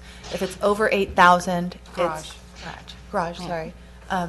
If it's over 8,000, it's reduced to 25% for the house, plus 5 for the garage. In both the 2 neighborhoods that were referenced, Heritage Estates and what was the other one? Washington Park. And Washington Park, there is, those were developed as master plan developments, and so there's a range of up to 40%. Is there an average? Or it's Most often, they're closer to all being in the 40% range. Yeah, it seemed like Although there are some that are lower. What were those 2 neighborhoods again? Washington Park and Heritage. The Heritage Estates. The most expensive neighborhood? Washington Right. Park, and then Heritage Estates. is It's backwards. This is always fun. it's on the edge of Toyon. It borders Toyon. That's north. This is Heritage right here. No, it's north. That's right. And can Does the 50% rule apply to Toyon Terrace? And what is the current state of? Okay, it's adjacent to. Are there? Only one. So they're well Only under. one two-story or two? Maybe one? It's like 90% one story. in 99 Toyon, even, right? Yeah. So when we're talking about FAR, does that necessarily, and we have this, and it'll apply to the massing, does that also address an issue of FAR that's translated into two-story? So let's say, like my example of, we want to encourage maybe more FAR, and a lot of in like Washington Park and Yountville Square, particularly Washington Park, that FAR was allowed to increase because they provided affordable housing units within the park. I think that got some increase in that development. So we don't necessarily have that anymore. We're talking about potentially allowing FAR increase for a purpose that we've talked about for potentially providing more families to grow in those homes. But the question is, FAR doesn't necessarily mean a two-story. Well, the question, so we have the 50% rule. I guess the issue I have is that we want to encourage FAR, but we're also very sensitive to the fact that increased FAR and if it would lead likely to, like the homes on Holly at the back of the project to want to immediately go two-story, and because of views, and then the view corridor is affected by the community. So is the general rule of in supporting FAR preclude, or could there be language in a zoning or design document that might prevent two-story buildings on the back of that? Could you legally do that? There could be Say that a policy statement that Holly facing the vineyard serves as a view corridor and that those should stay one story. That could be a part of a design or zoning document rule. Or included as this policy to further guide or develop those design standards. I can share an example of a property owner I've been speaking with recently that shows how the rules on setbacks, FAR, and two-story all come into play together. And this house, they'd like to make it bigger. Their rear elevation can only be extruded out 3 feet to maintain the 20-foot setback. So going out 3 feet, they've decided, isn't worth it for the small amount of space they get. They have more FAR that they could develop, and if it was raised, they may even have more. Or let me state it that given the current rules, they don't have enough FAR where they could do a small two-story that's stepped back and that might fit. But if this were increased slightly, it might give that opportunity to do a two-story with a little bit greater FAR. But under the current rules, they don't have enough space to do a significant FAR, a significant expansion, because the second floor would be so small it's not usable. And on the ground floor, they don't have the setback allowance that makes any sense. In Toyon, do you know how many lots are larger than 8,000 square feet or smaller? No. There's not a lot. They're on corners and all that. Okay, so most of them are on small lots? Yeah, well, there's certain the way. You're looking at 6, 7, and 8,000 square foot lots. There's what used to be standard subdivision lots. Yes. So that would be mostly going from 30 to 40%. Potentially, yes. And 30, and that 40 number is not set in stone. That's something that could be developed as part of the design standards. It's given an example to show maybe 10%. Or 5% really is what we're looking at. So just to get an idea of what it would mean to a house, right now they get a 30% FAR on an 8,000 square foot lot, that means it's a 2,400 square foot house? It's 25% on a 8,000. Oh, 25. So 2,000 square foot house, sort of general numbers, plus the garage. Yes. So then they would be able to go to, let's say it's 40%. Another 500 square feet, Another potentially. 500 square feet. So it wouldn't be able to be a full second story. It would have to be a partial second story. Oh, right, yes. They wouldn't be able to cover the entire, whatever it is. Exactly, yes. Length and breadth Yes. of the house. It would be this part of the house now has 500 square feet on top of it. It's looking at the possibility of adding an extra room or a master. Doing a staircase up, a master upstairs. Upstairs to two allow. bedrooms upstairs, or, 500 square feet. Right. 500 square feet, I mean, a bedroom can be 150 square feet, 10 by 15. Right. So you could, but it just wouldn't be the entire breadth of the house. Yes, correct. So you wouldn't necessarily have the mass of a, whatever it's called, Yountville Right. Square, Washington Square, Exactly. that guy. None It of wouldn't those look like properties that. have that amount of available FAR that would allow Even a if it went to two-story. 40. Yeah, on Because the the same lots are Mind the generally policy 8,000 referring to square building feet. massing again. But I mean, just from the numbers too, if the lots are generally only 8,000, even if we let them go to 40%, it still doesn't give them that much, unless it's a teeny house already. Right. But I don't think, they seem Some to of them be- are Oh, rather tiny, Okay. where we see maybe a 1,500 square foot house on a 7,000 square foot lot. So there would be more. So they already have about 500 square feet that they could do. This would Right. bump it up a little bit. It still wouldn't even give them the full 1,500. I mean, it would Correct. be close, Right. but closer. Right. How does that, this question, how does that work if instead of going up, you wanted to go out? That's the setback. So I understand the Setback keeps you setback, from yeah, moving. but say, like, to use an example, you have a deck, okay, on the back of your house. Why couldn't some of that be incorporated beyond the 3 feet, or as you mentioned? Why couldn't that become part of a house at a single story? What is prohibiting that, other than the setback? The setback. So that's it. So there's no other real reason other than that. Even though, okay, all right. Well, I guess it would be is the expense worth it to get 150 square feet, to enclose the deck? I mean, that would just be the discussion for the homeowners. Do they just need one more room? Do they want a dining room? Do they want a spare bedroom on the? But they wouldn't be allowed to do that the way I understand this. If they have the appropriate setback, Yeah. they could. What they're looking at is not so much adding a new room in most cases, but making existing rooms a little bigger. Okay. Under the current policies, someone on Holly, could they build a 2-story house? Up to 50%, yes. And when you look at the Google Street View of Holly, you see that there are some partial 2 stories. Right, There's at least one. yeah. There's one, It's yeah. that And one setback. full 2-story Really even, ugly. yes. Really ugly. No, if at least one partial and one full. If we were to accept this language and potentially modify it for Holly, is that discriminatory in any way, or do view corridors supersede that?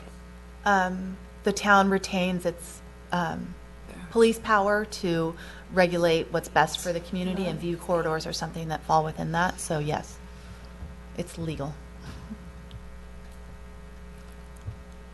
It seems that it would be okay, in my opinion, knowing that we've done language about massing, we've done language about the 50% rule, to allow this neighborhood to have a similar FAR guideline to other neighborhoods that seem to exist okay.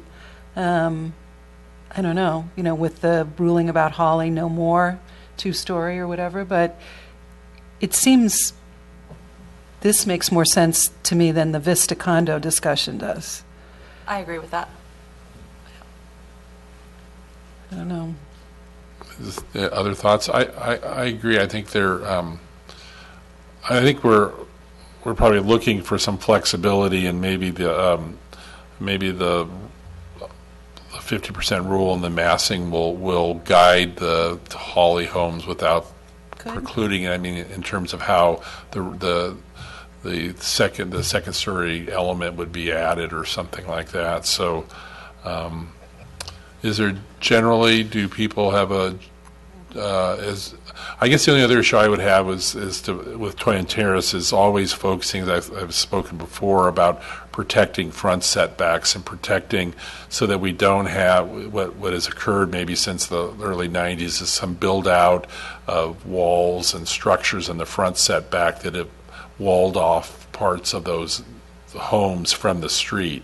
And I would hope that we would continue to have strong language that says front setbacks should be open and open to the public, so that there's street connection and active and not walled off setbacks in the front that are taller than a certain fence height or something like that. But that I don't think we're necessarily saying that FAR would move into the front setback. That it would probably be up or to the rear of the property. So is there a general consensus on this language or any suggestions for changes, or does the subcommittee have any comments or other comments? Or I don't think you can necessarily just assume that you're not going to have push out into the front setback. I think that could happen.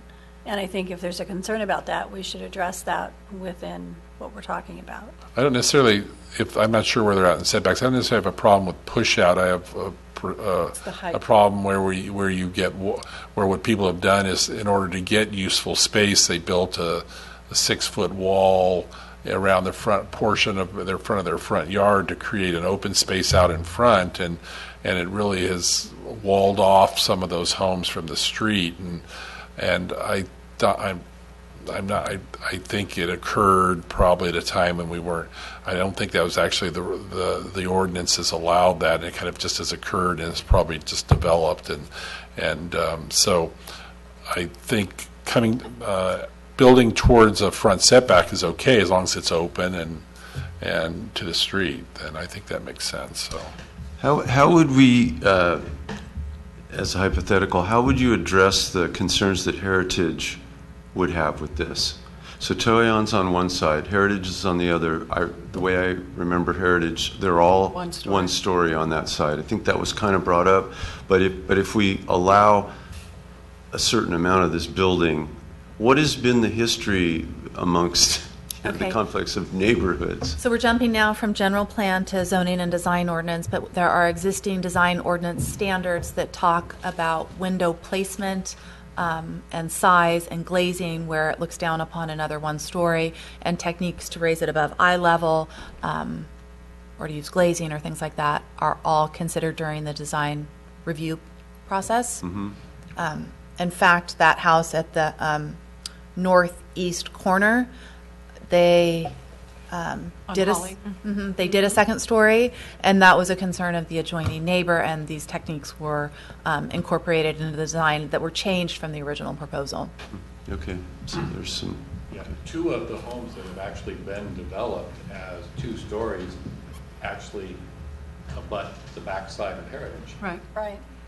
I think a little bit of the difference is the Heritage homes, even though they're single story, are larger homes. They don't seem to be so dwarfed by a second story from a Toyon house. It's like a little house with a second story versus a large 1-story. Whereas the Washington Park homes up against the Vista condos are the smallest of the houses. Mm-hmm. They're little houses. Yeah. And it just feels different. The Heritage homes they have mass. Mm-hmm. Good. It's like they can stand up to it. Are there any other comments? I'm not sure in the language. I'm sorry that. I mean, I know we keep talking about it, but as part of the language, it says to allow families to grow in their homes. It really is just to allow someone to build a second story or expand their house, whether they want to sell it for investment or it's to make more money. That's not up to us to say. I mean, we would love it if it helped people stay in their homes, but I don't think it should be part of the language because somebody's going to do something other than that.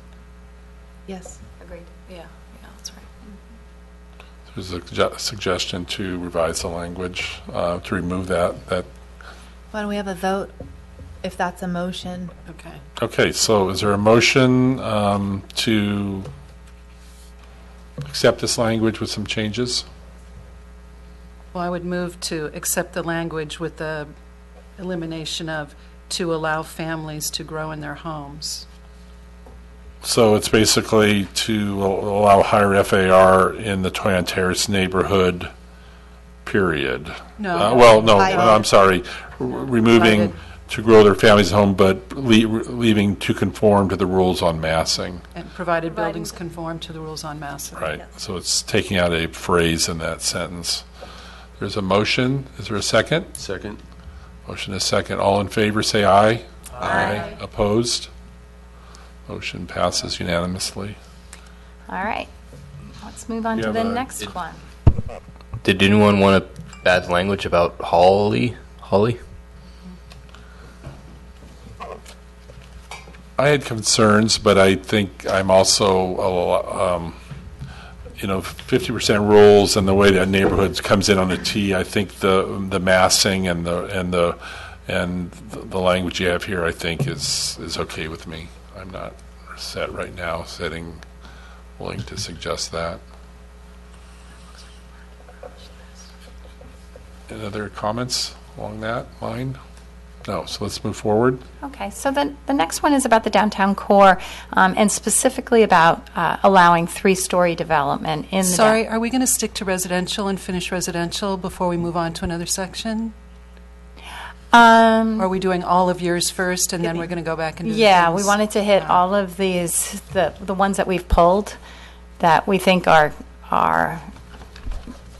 I mean, there's that a we very need- that we controversial need to one that I don't discuss. know if you're skipping it, but to rezone the 33-acre north. Oh, no, we're agricultural getting, parcel? we'll get to that Okay. one, All yeah. Okay, so the downtown core. So we had discussion here and also at the workshop, of course, about going to 3 stories in the downtown core. We had, if I'm sure everybody looked at their, kind of reviewed the summary from the tabletop exercises that we had. It looked like a kind of split, I think, between there was some support for 3-story, a lot of and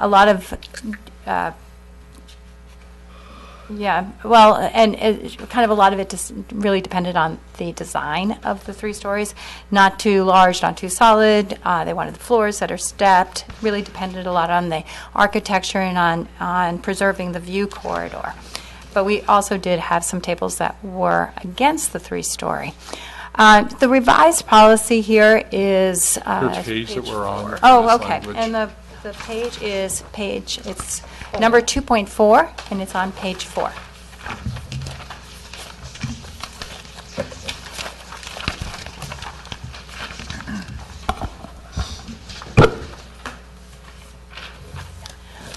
Okay, so the way the policy is drafted here is to permit 3-story buildings only to the west of Washington Street between California Drive and Humboldt Street, and 2-story buildings for the remainder of town, provided that buildings adhere to the requirements for massing. Again, referring back to that policy that we've already been discussing about massing. The Local Identity Subcommittee felt that the 3 stories might be appropriate if it was limited to this area. And then we also wanted to have a discussion, and also that this would be subject to the FAR bonus, the floor area ratio bonus policy. And that is policy 9.5 on page 22. And I'll just read that too. The FAR bonuses allow FAR bonus for non-food, non-wine, and non-cannabis related retail, professional, office, and services uses that increase business diversity and offer benefit to residents. And that was modified at the recommendation of the commercial subcommittee. So the idea here is that the 3 stories would be allowed in this area subject to that FAR bonus. And then we also wanted to have a discussion about whether or not there's a preference for single-story elements along the street frontages, and that applies to both commercial and residential areas. So we wanted to kind of have a discussion about whether that policy itself should remain. Staff recommends deleting that reference to single-story elements and replacing with this new comprehensive policy that addresses massing. But so first, let's talk about the 3-story buildings in the downtown core. Is this about commercial buildings only? No, this is height of all buildings in town, but it does add a new section for 3-story being allowable for that limited portion of commercial. Otherwise, buildings in town are limited to 2 stories in height. So it's only about commercial space? The 3 stories, yes. Yes. So shouldn't it be in the commercial section?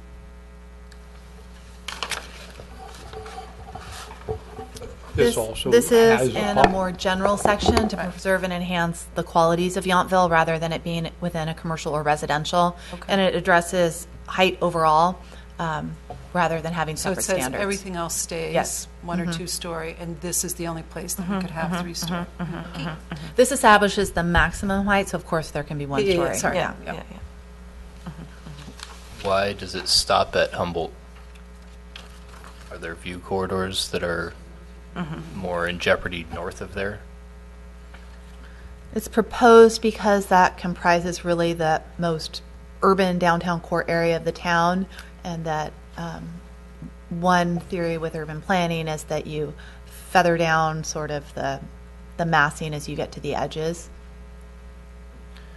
But that could be expanded if you felt that either the French Laundry Garden area or all the way up to Washington Square. To the North Block Hotel. Is the North Block Hotel only 2 story? Yes. It's a tall 2 story. Can be a total of 30 feet, and that is a maximum of 30 feet.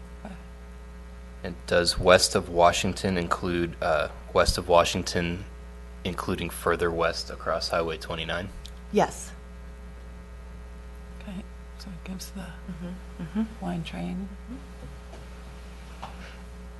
What is that? So I guess the most difficult question I have about three stories is understanding it. It's hard for me to use Maison Fleury as an example because you look at that, it has a very steep roof, and that third story space almost seems like it's attic use type. Yeah. So I mean, I guess the question is when you adopt a 3-story rule. Does the massing and that language really help to provide a flexibility of design and all that? Because a 3-story building can go to how many feet would be a general rule for a 3-story? 42. 42 feet. It could be something that's designated at a lower height within the town's design ordinance, say a height of 36 feet, which is what we believe Maison Fleury is closer to. So we believe Maison Fleury is about 36 feet, which is not quite 3 stories. The Marketplace is about 40 square feet, and that is a 2-story building. So this is a policy that would allow 3 stories if included, but we would follow it up with design standards that say what exactly a 3-story can be. The Marketplace is 42. The brick top or the roof line is 40 feet. I think when thinking about the total height of a 3-story building, I think it's important to think about using the entire 42 feet, especially if we're supportive of somebody having housing on, maybe the 3rd level or, the 2nd and 3rd level. Want to make sure that those spaces are livable for people. So I think limiting it below 42 feet, I'm not sure is the best idea. No, I'm not necessarily. My suggestion is just, I guess, is that the language for the massing and is really important. That if you're going to allow it, then there's taking in the view corridors and all that. Maybe the language should be that we shouldn't be setting a standard for what 3 foot or 3 stories is. At some points, 42 may work. Other places, a shorter 3rd story height of 36 or something like would a make sense at all. maximum of 42. Maybe this Right. massing language allows Yes. that design standard to come into play. So I do think it's important to note, too, that if these policies are approved and adopted, and it leads to an amendment of the zoning ordinance, those are at noticed public hearings, and it's a public discussion, and so some of those specifics are done in a public forum with those in favor and those against, and what, the community consensus of is what becomes agreed upon. do we have a general sense that space should be more office and provide services or living quarters above retail as a priority? Is that something the direction you'd be looking for? If it was taller, then those purposes on the 3rd floor would be not necessarily just retail or but other maybe more.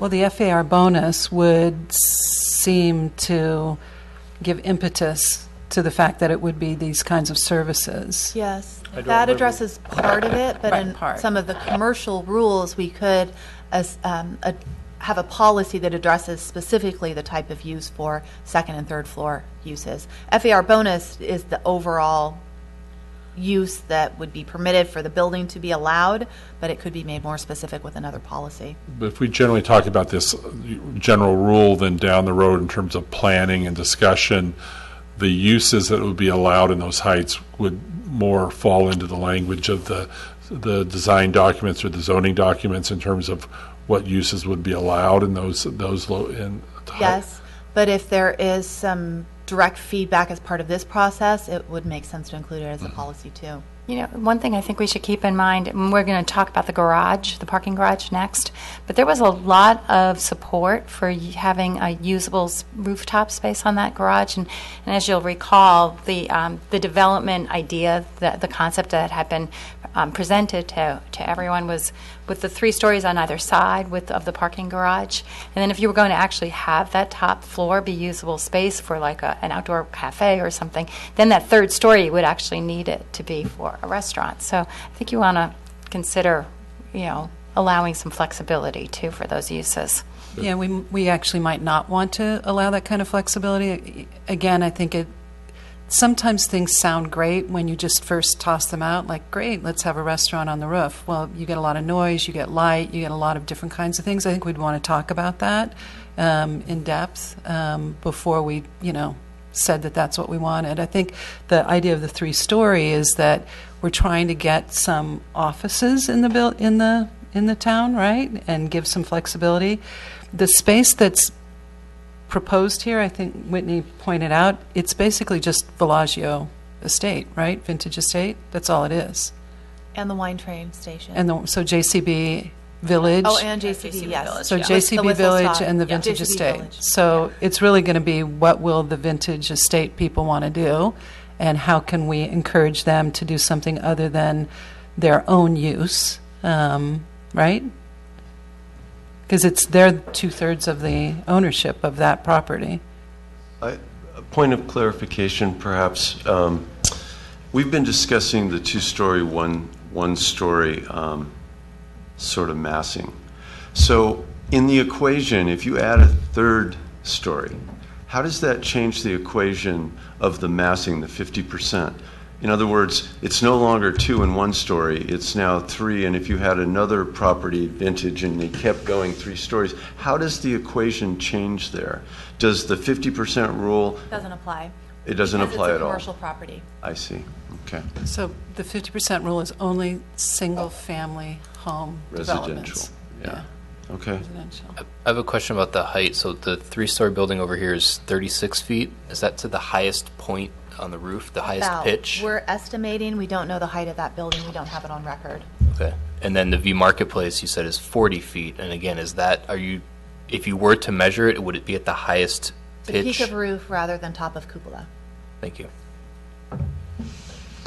So when you create this zoning area, you have a map that crosses over, maybe we haven't talked about this, but you have a line that crosses over Highway 29. So what is that, what is included in that, or why would you have the line across 29 then for the commercial? Isn't that what I'm seeing? Potentially include opportunity for the wine train. Some of the feedback we received at the subcommittee, and maybe the committee members can speak up, is that because of the proximity of that parcel to the highway and the urban feel of that zone, that it may be appropriate. So it was expanded to include it. What parcel exactly is that on the other side? Because that doesn't, is that... The wine train. Is that next, that doesn't include, that's not the Domaine Chandon property, and it's not an ag preserve, it's outside of the ag preserve? Right, it's town limits, so not ag preserve, and it's coming in on California. The driveway comes around that's that new, what is it? It's a Vine Trail. Vine Trail. Vine Trail bus stop, or no, it's the bike stop, rest stop. So come around there and then drive into the train station. So is it where very the linear, they're right Christmas away, stuff but so where the Winter Wonderland is, or the Yeah. Christmas Yeah. display is? Wonderland area. How deep is that parcel then from, I mean, is it very deep for structures there, or? It is narrow, but it's not as narrow as it seems. So it's But it's definitely, so it's within the town limits of Yountville and not included in the ag preserve parcel. Public Okay. utilities. Right, and also just for those of you that may not be familiar, it does have a current level of development. It was developed at some point it has water and sewer, a restroom facility, and was initially developed more as a station. So again, this is one of those hypothetical. In other words, if we were to look at where could develop, if we were wanting to put more development, doesn't mean it's going to happen. It's just that we know that the newer ownership of the wine train is certainly willing to look at and interested in knowing what those possibilities. And right now that is an underutilized parcel in terms of parking lot and economic opportunity for the town. I think we should say it out loud for everybody. They're considering a hotel, right? That's been the general discussion, or? I haven't seen their plans for a hotel personally, but I understand that they are interested in developing that site. What is the property zone now? Is it zone commercial? Its own public facilities. Okay. So there's a long process to go through. Correct. Basically, there's a zoning use and a Well, long discussion here's with what I the would say. community Public through the facilities, council. and what I will say is they're interested. So what I would say is they're following and they're looking. They have bought an asset and they're looking at what framework could they do. Now, again, when you look at some of these sites, they all have opportunity costs, development costs built in. But what I would say is they're looking to see what this process delivers and how they might look at doing something different. And they're not unlike, a lot of railroad property has been developed in a number of ways. So I don't want to, I think like most folks, we have a lot of conversations with people and they may start off with some ideas and they move all around. All I will say is they are interested. They've been at your meetings. They're listening to the community. We don't have an application. We know they're interested and potentially see that from their standpoint, it has opportunity. We need to frame what that could potentially look like or not.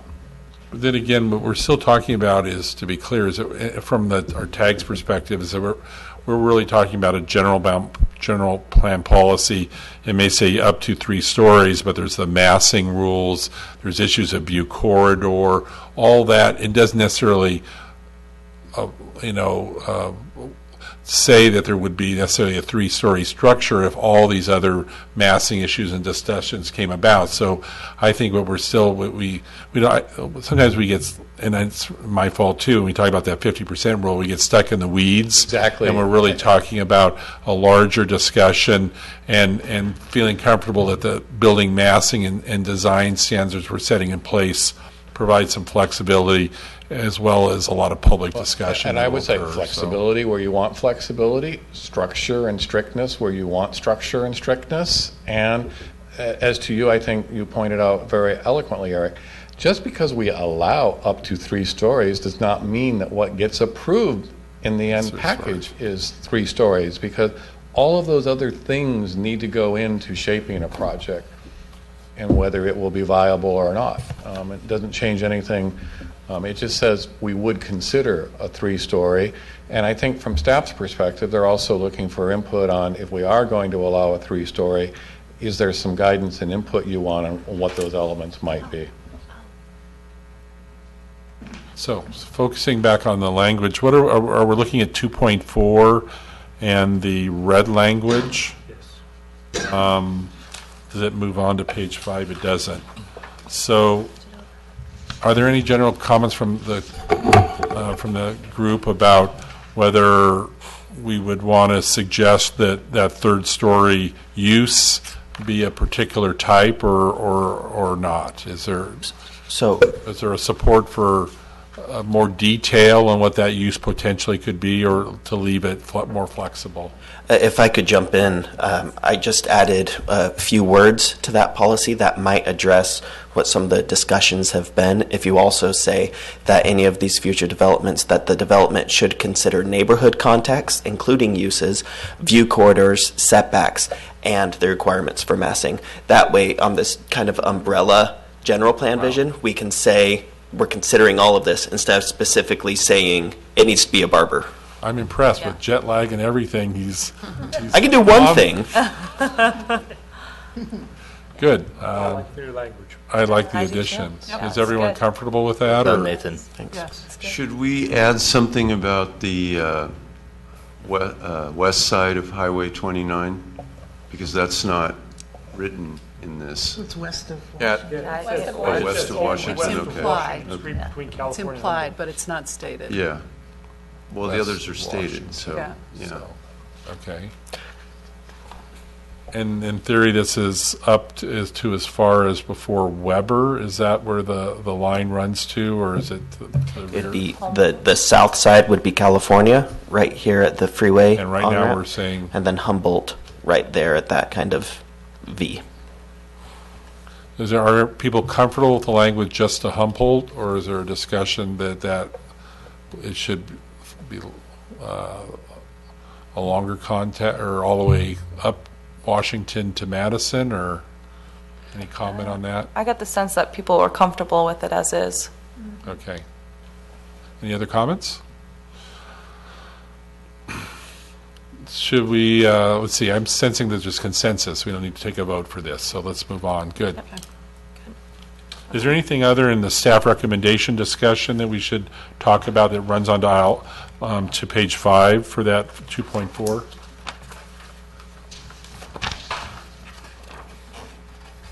I think we've received feedback on all of that. Okay, good. All right, thank you. Okay, so the next one is the garage.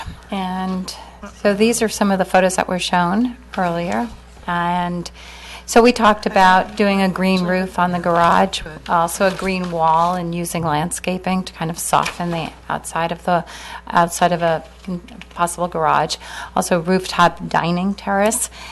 And when this was presented at the workshop, in general, most of the groups reported were supportive of a garage. They did have concerns about, they wanted to make sure that it would fit in aesthetically with the context. There was a lot of support for a usable rooftop. And also, I think 3 of the groups said that we should consider undergrounding some or all of the levels of the parking garage.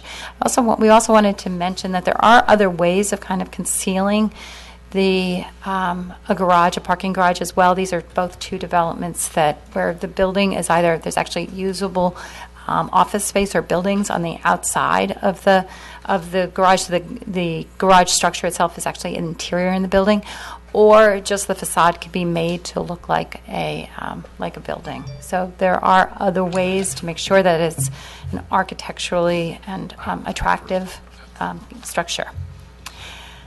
So we've included 2 new policies for discussion that we'd like to discuss. The first one is to consider allowing a parking garage to the west of Washington Street only, provided is a maximum of 2 stories above ground. Underground level encouraged. Does not block a view corridor. Is designed to match existing site aesthetic and offers a community benefit such as a usable rooftop. So we've really tried to kind of capture all of the direction that we got there from the community. These are on page 20, by the way. And then policy 8.7, also on page 20, parking efficiency. Allow greater use of measures that maximize the amount of on-site parking, including valet, tandem, and other creative solutions, but strictly prohibit outdoor unscreened mechanical stacking of vehicles. So I wanted to include that just because it was kind of as part of the whole parking discussion. So, the parking garage.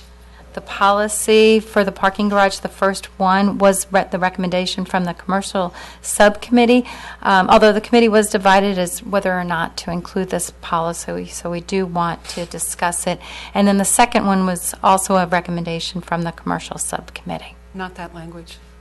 But not that language? Strictly prohibiting outdoor unscreened mechanical stacking. It was to have no stacking.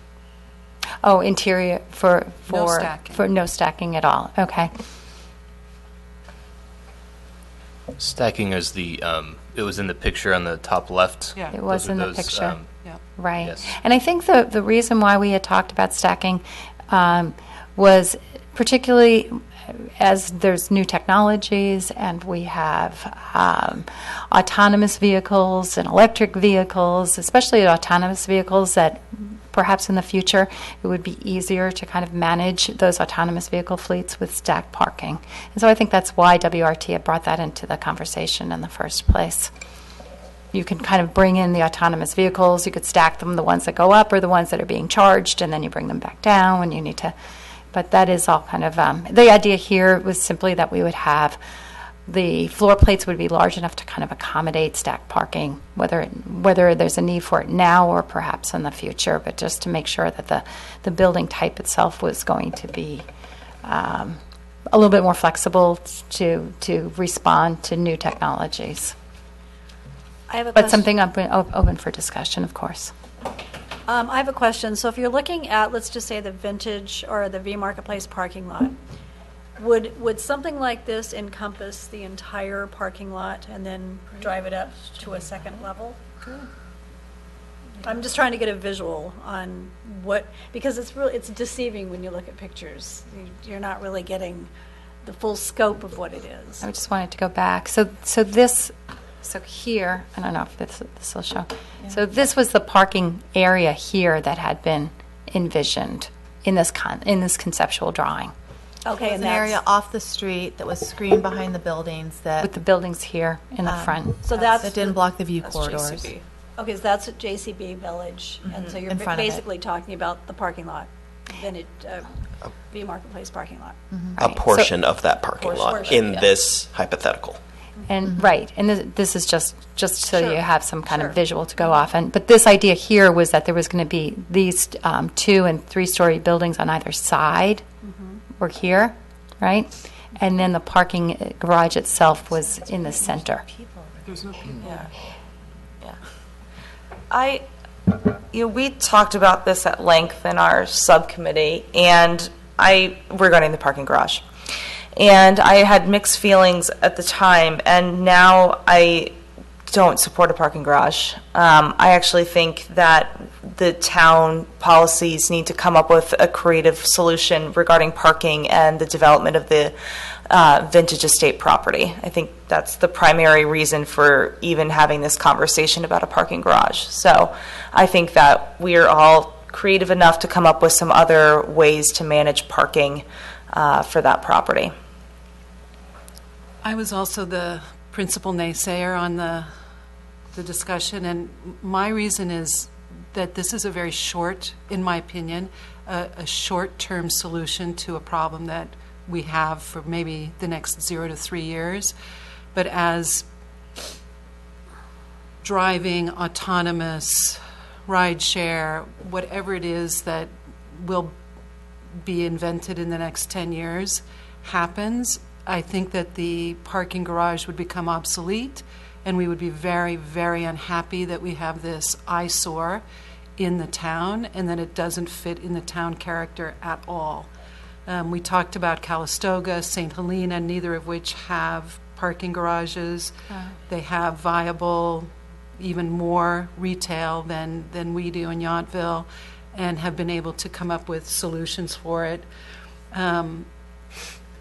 The complaints that we hear a lot about the parking is the parking in the neighborhoods.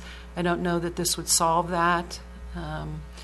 There's so many other ways in the short term to solve this rather than to build a massive structure that no matter what you do to it is still a parking garage and will be with us for 40, 50, 60 years before somebody tears it down, has the expense to tear it down, but it will always be a parking garage, and I'm so opposed to it just from the character and flavor of our town that it doesn't fit in no matter what you do to it, no matter where you put it, as well as I just don't think we will need it because of what is evolving in transportation so quickly already. The idea of driving your car and parking it close to where you work or where you're shopping will disappear so quickly. You know, even if you think about today, if I want to go to, 1870 shopping and I drive my car, if I have an autonomous car, which I could have in 2 to 3 years, I'll just send my autonomous car back to my own driveway, my own garage, and park it, and then call it back up. We could have no cars needing to be parked in the commercial zones. And I think we just have to be very sensitive to thinking about that before we allow something as disruptive as a parking garage in our little quaint town. While I agree, I don't like the idea of a parking garage. I do think we need a creative parking solution, because while autonomous vehicles, Ubers, whatever, are certainly becoming more popular, spend a day down at the Welcome Center in the middle of summer, and you realize there are a tremendous number of people who drive from someplace else in the United States or fly in and drive up from one of the airports, and they want to park while they're in Yountville. So we need to accommodate those cars, and that's not going to get replaced quite as quickly by Uber and autonomous vehicles unless we have a shuttle service to SFO for the benefit of Vintage. I thought I'd share something because I completely understand your concern with it becoming obsolete and us being stuck with a parking garage. I wanted to share that there's been a movement in the development of parking garages where they're designed from the very first to be convertible into other types of spaces. And what you see here is the floors are flat rather than sloping ramps like you typically see in a parking garage. And the first floor plate height is much higher than needed so that it could be converted to a usable space. And it's a movement that's occurring throughout the country because nobody knows where things are going with parking garages, and we certainly don't want to develop something that becomes obsolete and it's a huge big concrete parking garage that can't be converted. But this is a potential design solution to plan for now and then allow for the future. How tall would that be? I'm sorry. How tall is that building? That is it 30 feet to top of parking garage? Which is the town's current 2-story height limit. To the top deck there. So my general question is, does our general plan currently now not allow parking garages? I'm sorry, what? Does our current general plan not allow parking garages? No.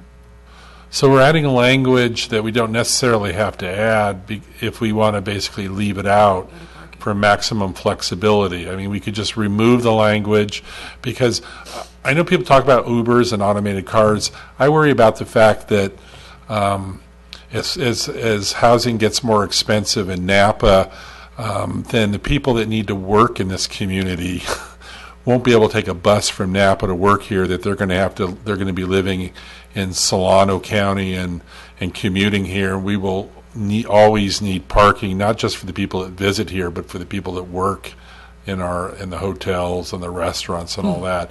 But I've always wondered, it seems like there's so many other opportunities we haven't taken advantage of. I always think of like in a partnership with the Veterans Home where the Napa Valley Museum was going to build a second addition to the museum, but they never got to it below the museum. And there's this field there that could provide an incredible opportunity for parking, a relationship for parking for the Veterans Home and for and the whole town. It's a perfect place for employee just across parking on and the have other side of employee Highway shuttles. 29 in that area. So I don't think we've really, I feel like we haven't really explored opportunities for parking. And I wonder whether we just should remove this language, not address it, and allow, or maybe put language in that we suggest that we search for other opportunities and maybe relationships with the Veterans Home or something for potential parking structures. Well, we'll want to save that for the circulation element. The only reason parking is included here is its relationship to land use.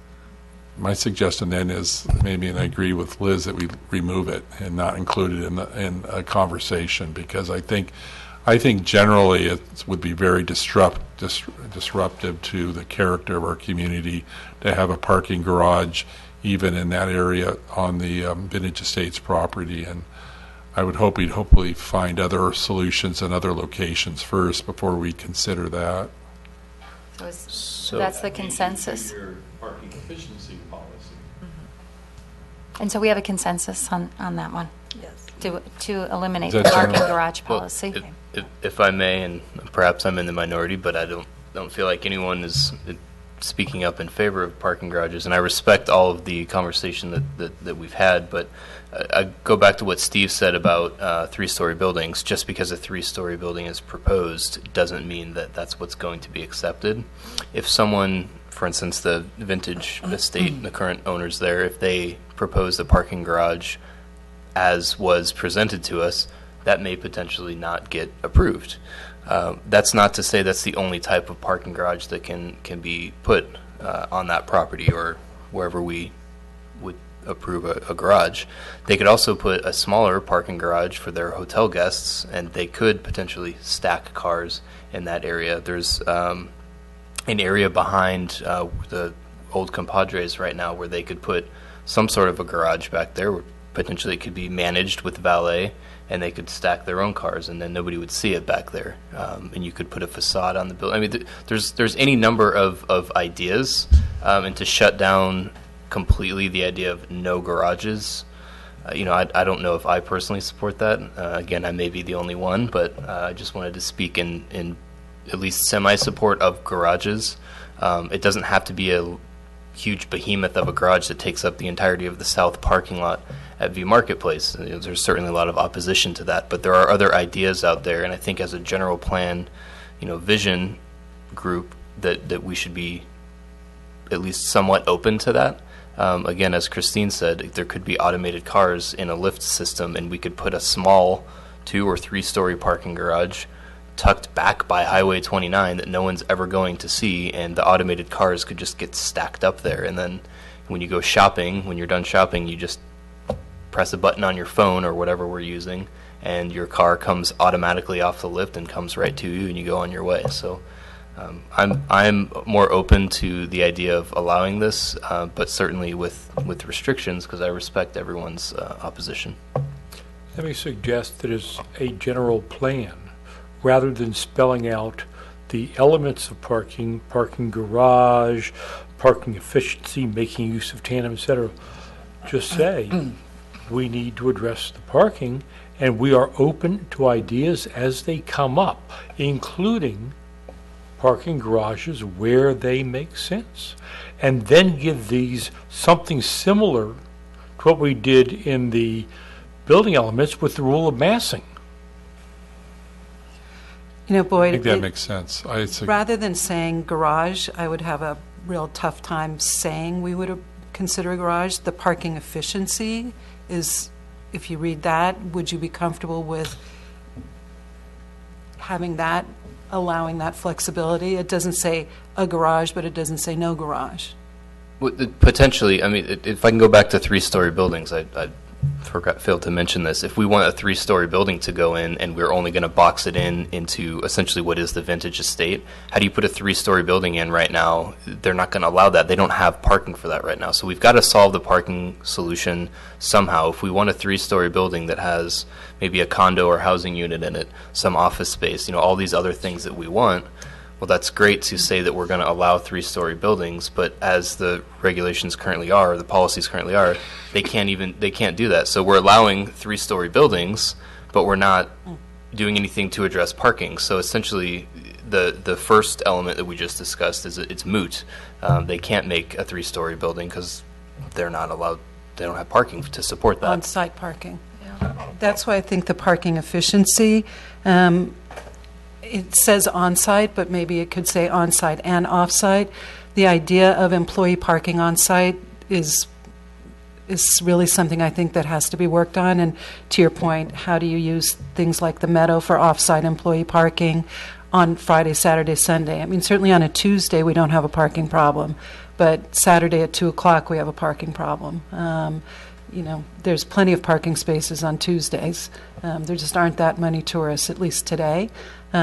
Maybe different in the future, but it just seems like there's so many other solutions that if we allowed off-site to be allowed as well as on-site, particularly for employee parking, there's no reason in this day that employees have to park 50 yards away from where they work. They can be slightly inconvenienced if we plan for it. The comments? I've been to a lot of resort towns or destination towns that were small that had parking structures that worked for them.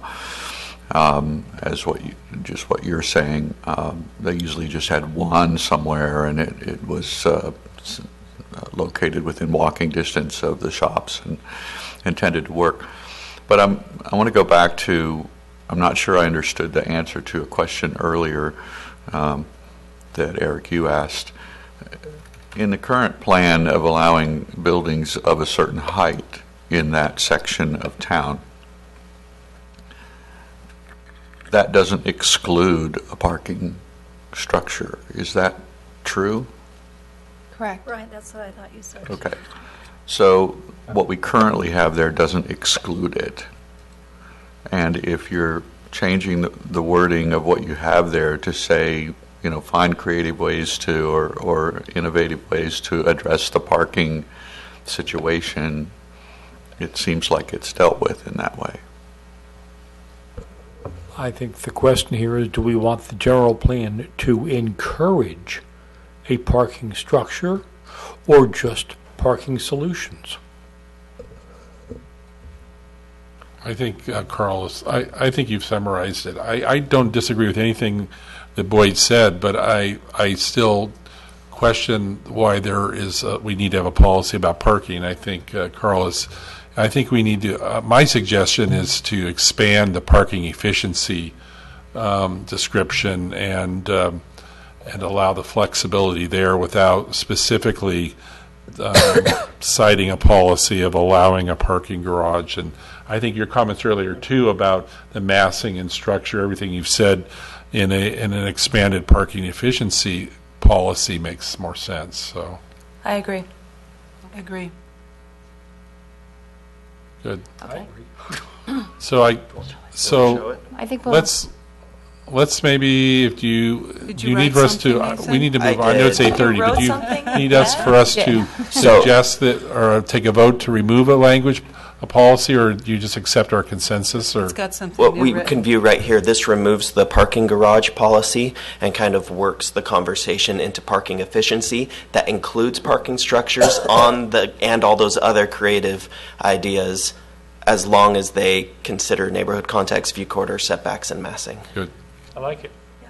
Includes other off-site. comments? It's not in On-site and off-site Off-site. parking. Yeah. Yeah, I didn't make the and off-site red, but it's Thank there. you. That's good. That's great. What's the difference between a parking structure and a parking garage?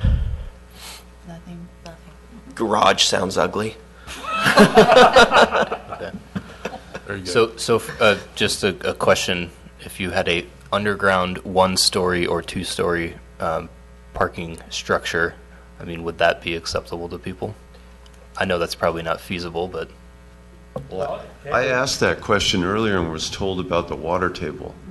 And that's why we can't do it. Is that still Well, pretty it much makes the it thinking? difficult and expensive, but it could be done. Anything's Oh, it could be. possible. right, with yeah, a- that's with what I'm saying. pumps. Forget about the feasibility. I mean, Yeah. if someone had billions and billions of dollars and wanted to go down and build a Yeah. Yeah, They've that done would it. be a creative solution that would be considering massing and setback and view corridors and everything.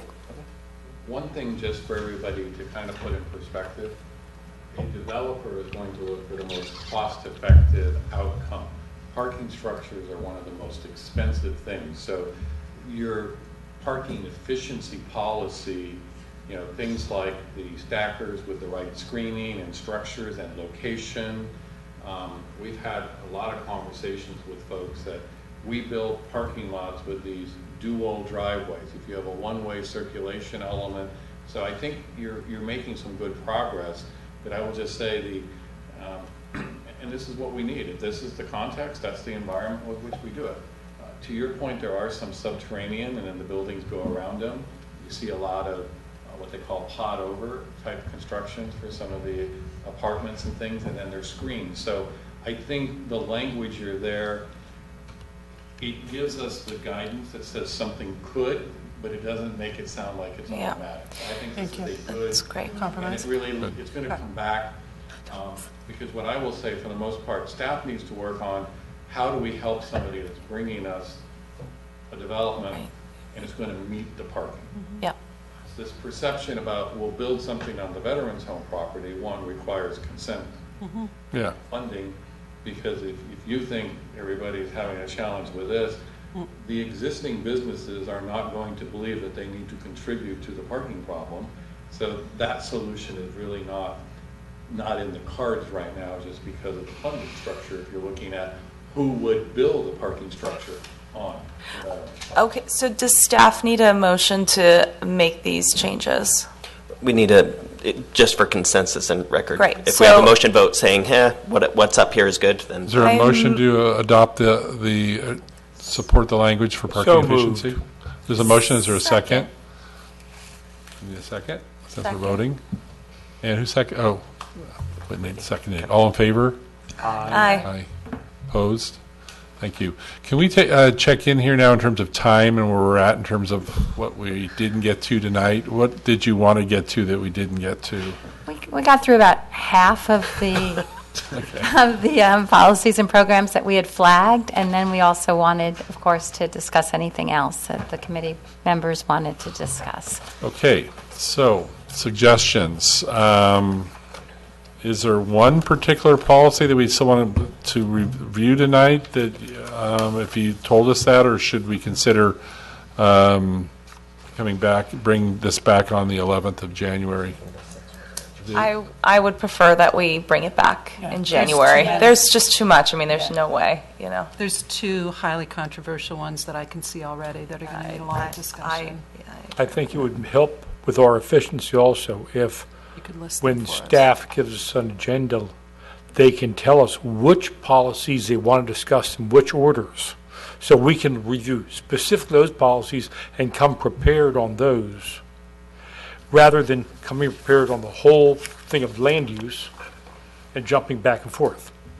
So I don't mind jumping, I just like to know what order you're going to jump. So you can give us a summary for Do the you want me to 11th that kind of- would Why don't I can just, if you're going to combine I these. could just run through the ones that we've pulled out, and you could mark them, and then we can also provide them in a condensed format if you'd Just like. quickly tell us that, and then we would. So we wanted to talk And about then we'd the, also appreciate something Fix it later. before the next meeting. so we wanted to talk about the North Washington residential zoning. What page you That's on page 16. Yeah. For what page? Page 16.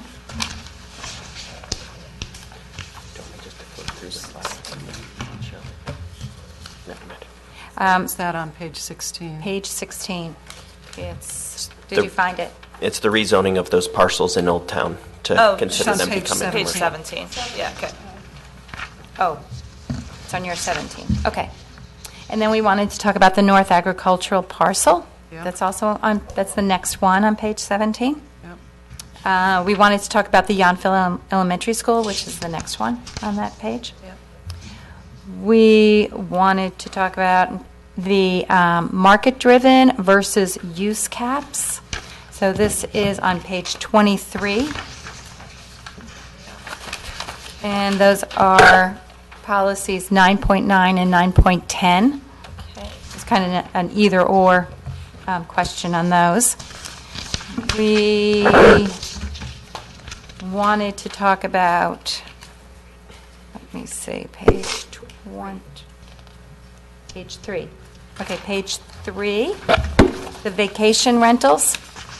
So that would be policies 1.8 and 1.9. Although I think we will be suggesting elimination of 1.9 after discussion with the town attorney. Okay. Really? And then we wanted to Go talk, into more detail with Okay, good. Thank you. we wanted to talk about the Old Town Historic District. So this is the undergrounding of utilities. This is on page 9. Undergrounding of utilities, policy 5.1. And on page 10, policy 5.4, rural street design. Great. So is that, this is a conversation that, in terms of the, our agenda item 17.1477, you broke out subcommittee groups, are we, after we would address these, would we go back to other questions from each subcommittee? Yes. If we Okay. haven't addressed it in what we pulled out, yes, we want to hear. So we would have already addressed some of the issues, and then we would move through the other ones and be sure there was consensus on the other policies. Okay. Right, we really just wanted to pull out the ones that we knew that we needed to discuss. Okay, good. Would it be helpful if the committee members individually sent staff a list of the policies that they feel need to be discussed, and you could prioritize those then? That would be great. We could do that. Okay, so that led us basically a discussion of the January 11th meeting. We'll start with these items. As Carl suggested, the committee members could send you questions that they have particular concerns about or comments. And so we'll go through these items that you reviewed, and then we'll go back to the subcommittee policy grouping. And is there anything else you had planned for the January 11th? Was there a circulation? We were hoping we would be able circulation, to, we No, were I hoping don't we'd think we'll get get there to now. the housing element, but I don't think we'll, No, I think that's this all will, we we'll can just do. be doing Yeah. land use in January. Okay, good. All right. Is there any other Better that questions way. of the TAG members? So there may be some groans here, sorry. When we voted on the parking efficiency thing,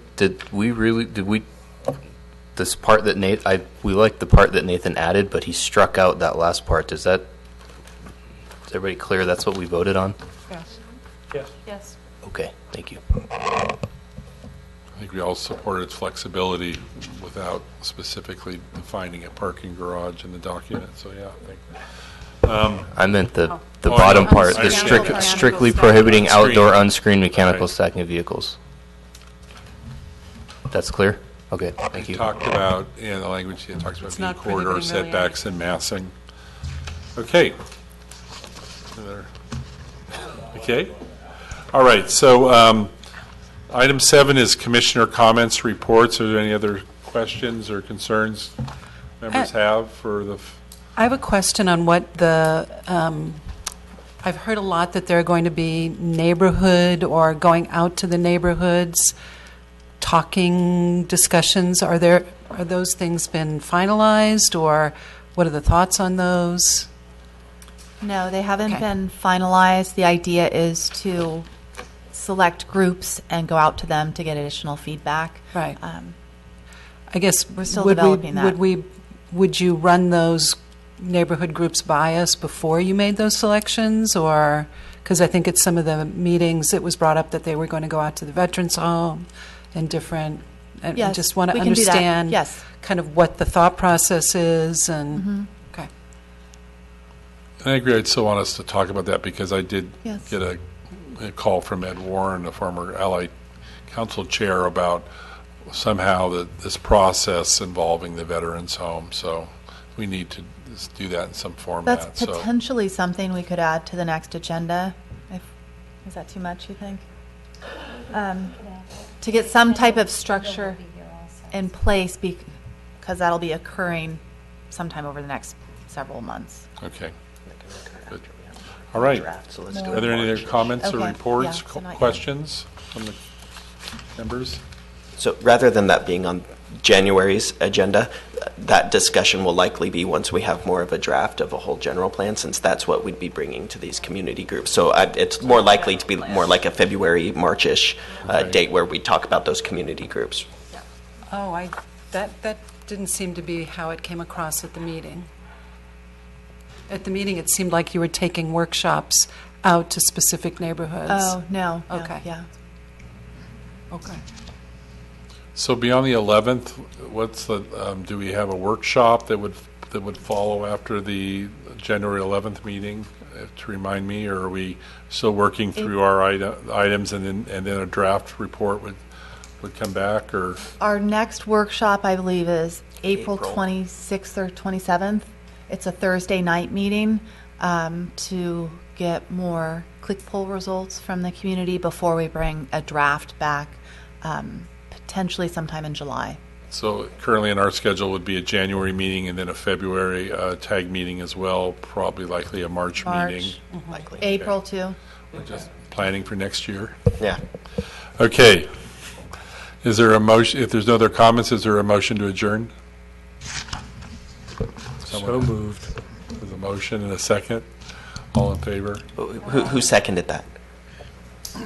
I did. Matt Chalmers? Seconded. Okay, thanks. All in favor? Aye. Thank you very much. Good night, everyone. Appreciate all the comments and